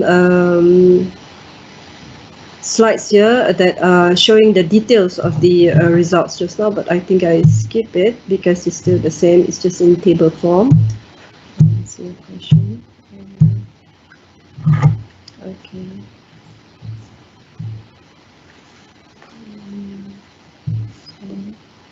Okay, as a conclusion to the study, based on this study, we found that the students are ready to use e-learning in their foreign language, to use e-learning for foreign language. However, they need a combination of a traditional face-to-face teaching and learning and online, which is synchronous and asynchronous. So this is because foreign language actually needs an interactive approach of teaching and learning. So you still need to be hands-on with it. So e-learning lessons should be more structured, systematic, and organized. Therefore, the teachers need to be well planned in their lesson and evaluated instead of focusing in the examination only. Thus comply with the features of Education 4.0, which highlighted that students need to be evaluated and not be examined. So for our future research and innovation, we plan to look into teachers' perspective on Education 4.0 on the teaching aspects of a foreign language, focusing on teachers' awareness and satisfaction of e-learning. Now, as an innovation plan, we are also working on the micro-credentials course for foreign language learning, for example, Thai and Portuguese learning, Thai and Portuguese language. And with this innovation, we hope that the society will have an easy access to learn foreign language. Thus will contribute to a positive impact to the society, especially to the B40 category, because as you know, is very much cost saving, easy access and flexible time. So with this, I like to end, but finally, I'd just like to say thank you to all. I'd like to acknowledge to the EDEC team members, the students of University of Malaya, especially to those who had helped us giving feedbacks through the questionnaires, and our technical staffs here in Faculty of Language and Linguistics, and of course special thanks to my whole project team members. And with that, I end and say thank you and happy Independence Day. That's all. Thank you. Thank you, Madam Azni. Happy Independence Day as well. Thank you for sharing your e-learning experience with the Faculty of Languages and Linguistics students. A lot we can learn from. We will keep the question and answer session towards the end of the day. And for now, we will move to Dr. Ponmalar first. Presentation number A07. Being implemented module for students of social sciences. So without further ado, I would like to welcome Dr. Ponmalar. Yes, please, you can start, please. All right, okay. Very good afternoon, a very good evening to the esteemed judges and to all present. My name is Dr. Ponmalar and my co-researcher's name is Dr. Payam, and I will be presenting on designing, developing, implementing and evaluation of an entrepreneurship module for students of social science. According to the behavioral psychologist, entrepreneurial intention is the best predictor of entrepreneurial behavior. A meta-analysis on entrepreneurial education has shown there is an association between entrepreneurial education and entrepreneurial intention. Presently, if you look at literature review, you can find more and more programs are designing to offer entrepreneurial education to non-business students. In this paper, we will describe an innovative curricular model that was tested in developing an entrepreneurship module for students of social science. In transforming learning of entrepreneurship and increasing the students' entrepreneurial intention, we investigated the effect of the design course on the students' attitude towards entrepreneurial behavior. This module supports the existing teaching materials by providing opportunity for students to learn independently the concept described within the module, improving the students' competency and fostering entrepreneurial spirit. Now, there already is an existing module that actually is called the Basic Entrepreneurship Module, which is a 2-credit-hour paper. It's only 2 hours of lecture, so we worked within that module to actually develop what we call a more interactive pedagogy to teach the students in terms of fostering the entrepreneurial spirit. So the objective of the study was transforming learning of entrepreneurship among students of social science to examine the effect of the designed entrepreneurship course on the students' entrepreneurial intention and also on the students' attitude towards the entrepreneurial behavior. The methodology, the participants were all second-year undergraduate students from the Faculty of Arts and Social Science, and we had a few from the Faculty of Language and Linguistics. All the students were enrolled on a full-time course of the Basic Entrepreneurship course for non-business studies, and this course is actually 2 hours per week, and classes were for 14 weeks.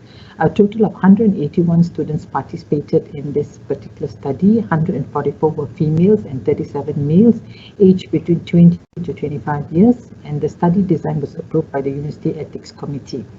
Now, just that because of the movement control order, when we went into our fifth week, teaching week, we had to go fully online. So the classes were actually conducted online from the 5th week till the 14th week. First week to the 4th week, we actually had it face-to-face. So that's the difference. In designing the pedagogy of the module, we did a need analysis, and during the need analysis, we spoke to content experts, both from academic and entrepreneurial practitioners were actually consulted, and we actually asked them what was the most effective method when it comes to teaching entrepreneurship. So they were actually asked questions such as what was the most effective method. We gave them 7 different methods, and we asked them to actually list it from the most effective to the least effective, and we also asked them, in their opinion, what was needed to successfully run a business, what is needed to actually set up a business, and if a fresh graduate wants to start a business, what would he or she need to learn, and having considered their own experience in entrepreneurship, what are the topics that they would seek to acquire. So we actually asked all these questions, and from there what we found out was that the most effective method that most of them had actually listed was the student-centered entrepreneurship course. The second was workshop on entrepreneurship mindset, and lastly, doing a mini project. So based on all this, we actually set the framework to design the course using a student-centered entrepreneurship combined with an entrepreneurial mindset framework. So the aim of the pedagogical reinvention was to focus on the learning process and method. So the students here were seen as active participants and lecturers as a learning facilitator. The pedagogy consisted of design-led experiential and interactive learning with a reflective analysis that enabled the student to develop a positive attitude towards entrepreneurial behavior. Now, many of you all may be thinking that this is what we have been doing before, and how was it so different now? Okay.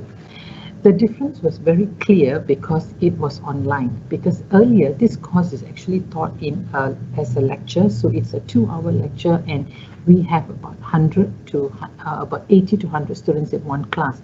So when it's a lecture style and it's in a lecture hall, it's very difficult to get students to actually participate. Only those who sit in front or those who are brave enough would actually participate. But when the class went online, I used the Zoom platform, and we had breakout rooms, and there was no, I didn't force the students to put on their video, they just had to use their mic only. So more and more students actually started participating, because when you do, you can see the word anonymous, so people didn't know who was participating, but that actually made it very much student-centered. That was one of the differences that I actually noticed when I did the class online.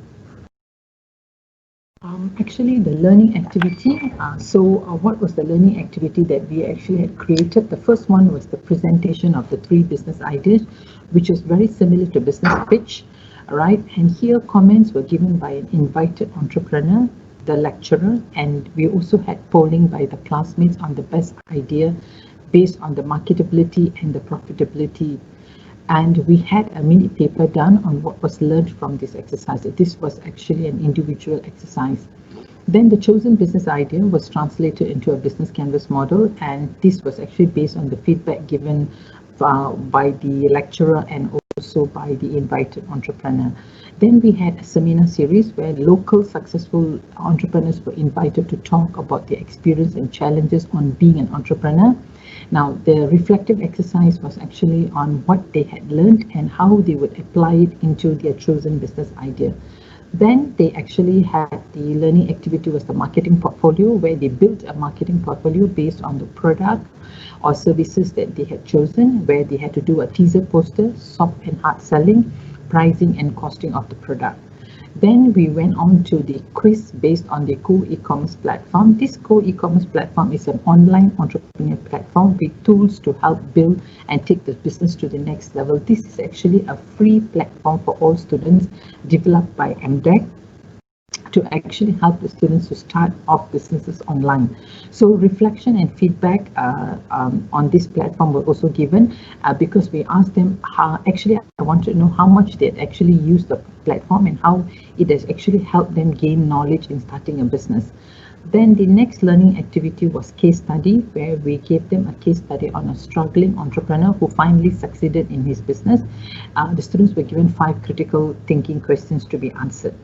And the last was actually the business pitch, where the chosen idea from the business canvas model and the marketing portfolio, the students were actually asked to do a pitch, and the pitch was like for 5 minutes, and an entrepreneur was invited to actually give them real life feedback and comments, and a reflective exercise was done on that.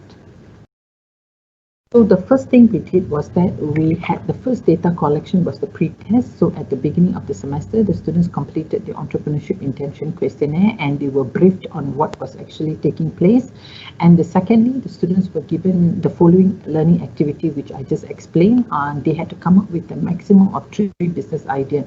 And what was this 3 business ideas? So because it was the movement control order, the students actually, I didn't want to force the students to actually sell, because they were saying that it was going to be difficult because they were not able to deliver the product during the MCO.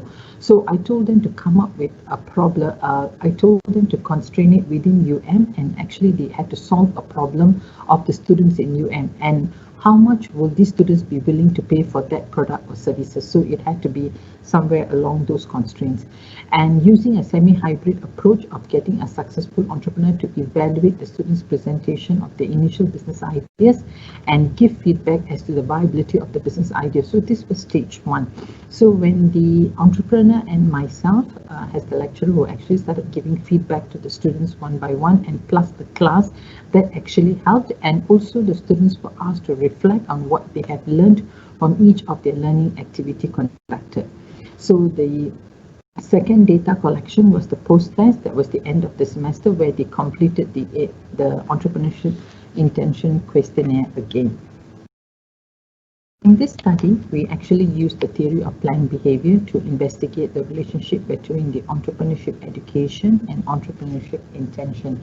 So the entrepreneurship intention is influenced by 3 major factors, which is the attitude towards the behavior, social norms, and perceived behavioral control. So these were the 3 elements that we actually looked at. Results and discussion. We actually used the paired sample t-test to determine the significance of the statistical difference between the pre- and post-entrepreneurial intention of the student. We used SPSS version 25, and the sample was normally distributed. So the 2-tailed paired sample t-test actually was statistically significant. So there was actually a difference between the pre and post. It was statistically significant. In addition to that, each individual construct within the theory of planned behavior were also examined to see the effect on intention.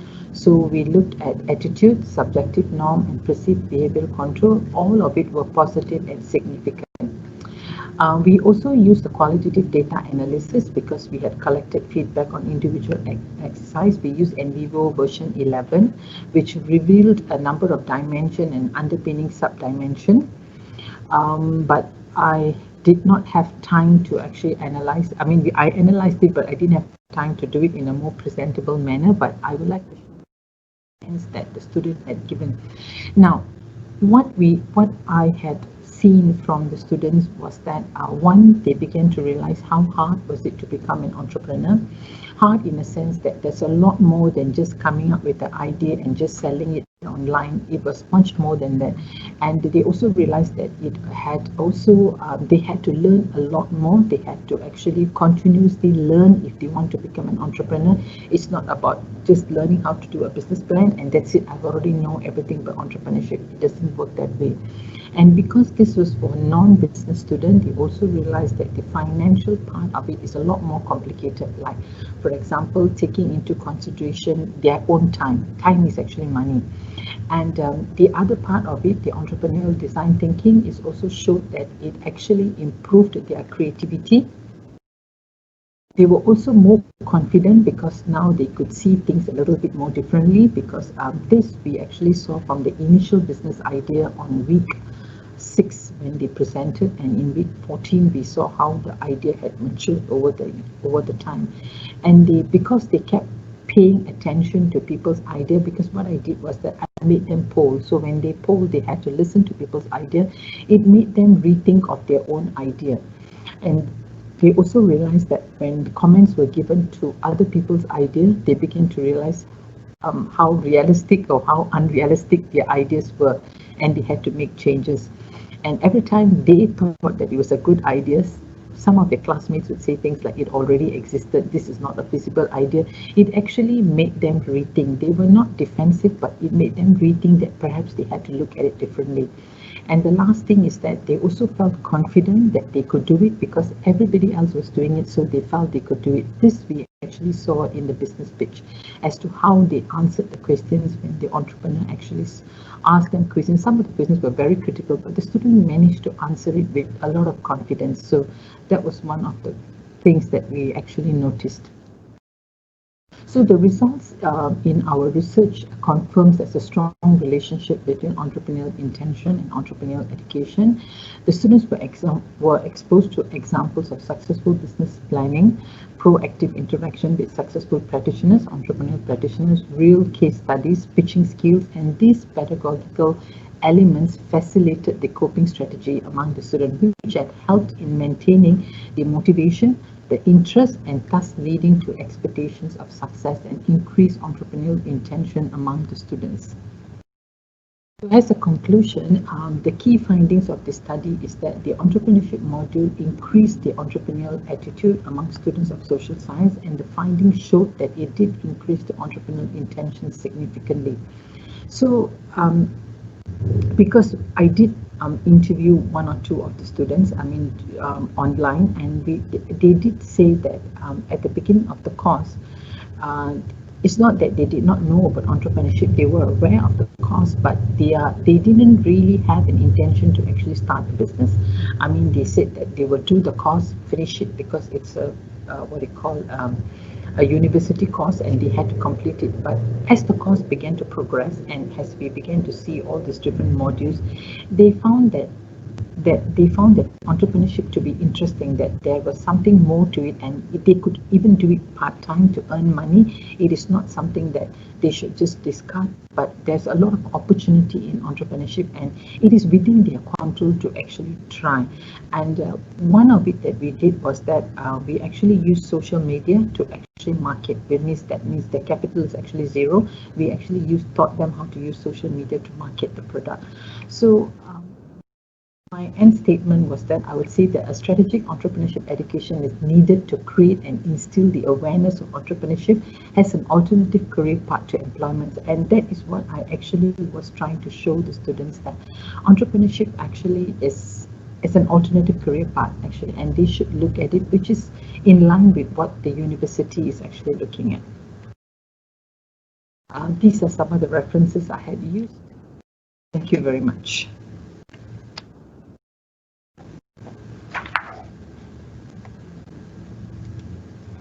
Okay, thank you so much, Dr. Ponmalar. Okay. Nicely done. Oh, thank you. Did I take too long?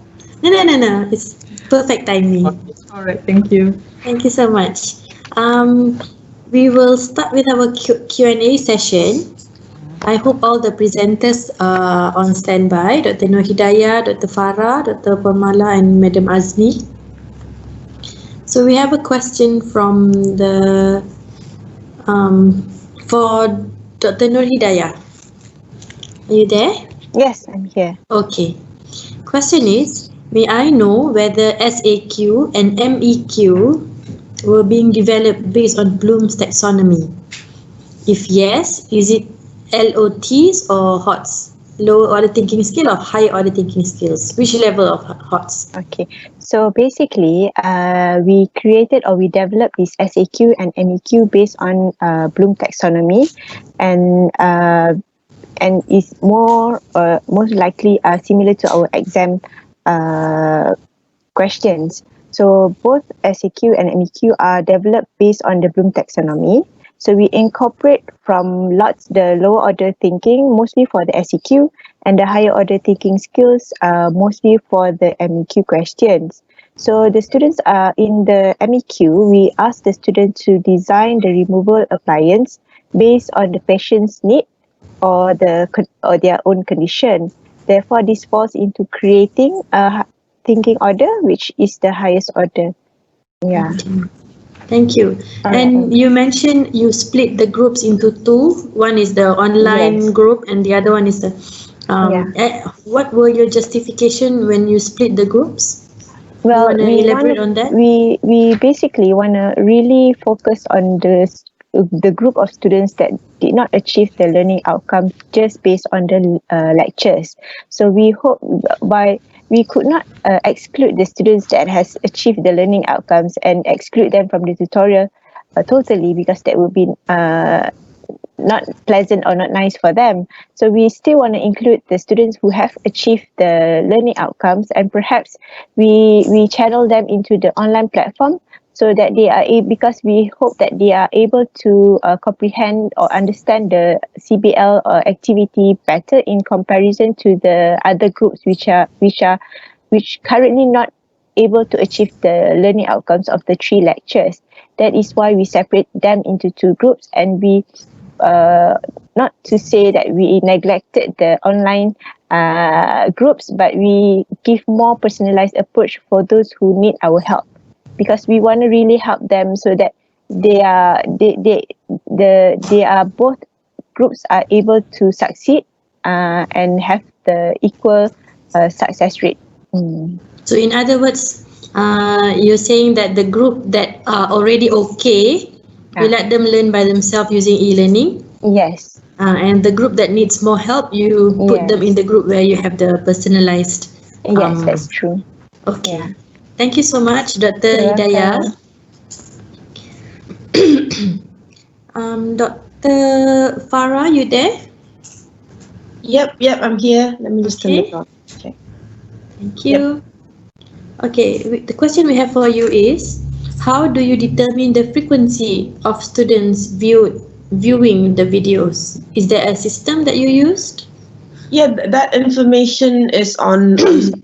So if you go to each participant, you go to their overall log, you can see how many times they viewed the videos and how long they spend, and all that is on Spectrum, which makes it a fairly good platform to see how much students have engaged with the content that we've put online. And did you use that information for any correlation or analysis? No, I didn't do. Okay. No, it was mostly descriptive. I've not done any correlation analysis. I think numbers are just 53. I didn't think with those numbers is going to be too helpful. Hopefully, when the other 17 can log on, we may have better numbers after this. Yeah. We have a second question for you, Dr. Farah. In traditional setting, usually how many hours SLT do students need to spend to complete the modules? In traditional, we've not had any traditional setting teaching for pediatric palliative care. So the Masters of Paediatrics program is such that, yes, they have times a week where they are presenting cases and all, but it's not to say they've got to do a particular topic in a particular week. It's not like that. It's very much patient-based, clinical-based. Okay. So I hope that answers the question by the reviewers. So thank you, Dr. Farah. Thank you. For Madam Azni. Yes. Madam Azni, you're there, kan? Okay. So you conducted some surveys to the participants. Yeah. How did you use that information in order to improve the course after the survey? Yeah, Is there any? Yes? Actually, after the survey, we actually just finished to collect all of them. So after this survey, we actually in the process of doing looking into for example, the what do you call that? The identify. We will identify what are the parts that that contribute to the lower percentage of for the results in the survey, in the questionnaire. So, for example, like lack of when you see the results, yeah. So, which skills that need to be emphasis on. For example, if you talk about foreign language, in fact, language as overall, you always cover on reading, writing, speaking, and listening. So we will have to identify which part of the skills or which part that are contributing the lack or the lower percentage, so that so then we will do a discussion among us normally, and we look into what kind of interventions that we need. Yeah. Okay. Thank you very much. For A05 is Dr. Hidayah, kan? A05 is Dr. Hidayah. Dr. Hidayah, are you still there? Yes, I'm still here. Okay, there's a new question for you. Can you explain further on? Can you explain further on achievement in learning outcomes?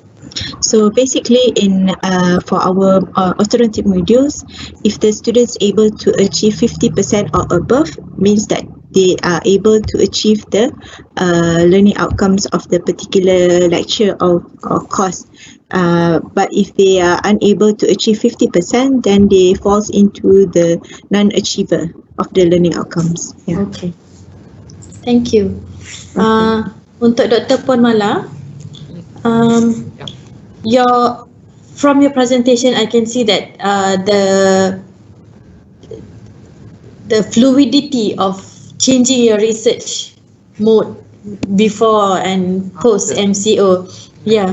So I hope you have addressed the personalized learning element in the research. Can you elaborate more, highlight more on that part, the personalized learning part of the students? Okay, because it was actually online after the fifth week onwards, we were already online. So the personalized learning actually came from their reflective exercise that they actually did. So we had a number of individual reflective exercise where they had to give feedback one by one. So we started analyzing starting from the first activity, which was the 3 business ideas. So each student gave. So we went through the the exercise, and then we ran it through in vivo, and then we picked up on what is it that the student was concerned about, because we actually asked the student 2 questions.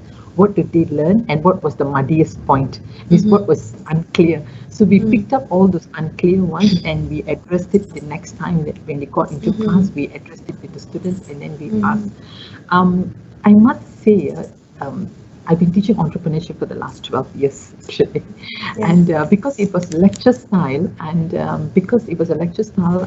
what I found different here was that because when we went online and we had this breakout room, and the students were more than willing to share, because it comes us as anonymous, and I noticed that they were very, very excited because they didn't have to on their video, they only had to speak, and they could say anything. And I found that they said a lot of things to me until class used to be like 2 hours used to go to 2.5 hours, and I had to really listen. So I actually found that they were a lot more confident when it came to online than, because sometimes the idea can be quite silly, and students will laugh here. You can't see anybody's reaction except mine, because only my video was on. So I think that somehow or other I felt that the students were more open. So I think the feedbacks that I got was, I must say, amazingly constructive. And we were ran in pages, all those themes that they had picked up, because it was really good. Every single student did it. I mean, the feedback carried no marks, but everyone did the feedback. That was how I managed to do the personalized learning with them via the feedback. And I'm sure it's a very rewarding experience when all of your students participated in your... Oh, yes. Yes, right? Really, really exciting. There's screen system.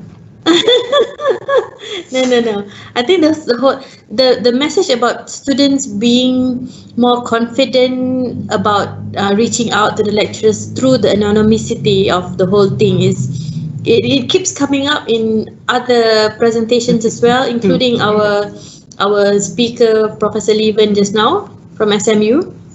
So it's a shared common trait the Malaysian and Singaporean students also share. We do have one more question for you, Dr. Ponmalar. Okay. What are the skills addressed in entrepreneurial module? I believe that entrepreneurial course is not only measuring ability of students to come up with business plan. This was from the reviewer. Okay, when we talk about entrepreneurial things, there are a few things that we actually measure. One of it is actually their critical thinking as to how they look at a particular idea and how they actually develop the idea into a better one. So critical thinking is actually analyzed here.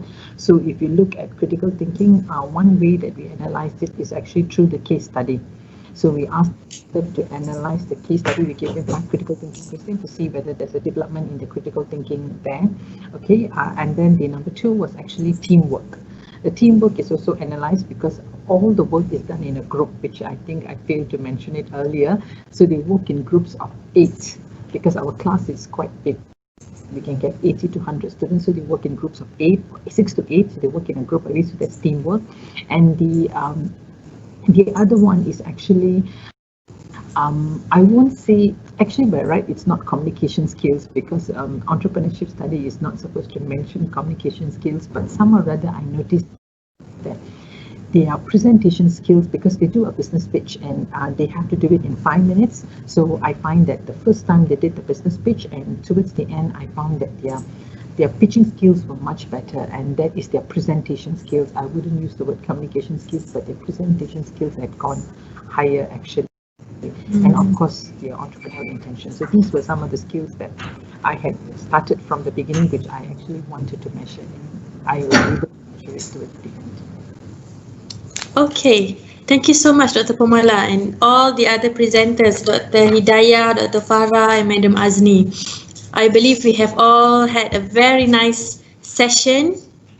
I've learned a lot of things from each other, great diversity from medicine, palliative care of children, to business, to languages, and I hope we benefit from each other. So I'd like to thank all 4 presenters for your participation. With that, it comes to the end of the day.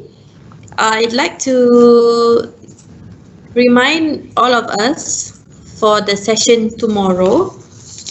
We will be having Mr. Nazrin, who will be talking at 12 noon, our speaker, invited speaker. And he will be talking about how to engage online learners, virtual classroom management. So he's a highly recommended virtual learn classroom certification. He's the founder of the certification program. His skills and mentorship has benefited a lot of us, including our staffs here in EDEC as well. So please do not miss that. And we are going to have a few more of our librarians to present in the morning and in the afternoon.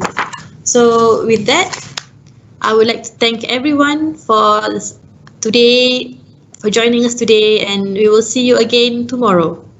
Bye bye. Thank you. Thank you. Thank you, everyone. Thank you.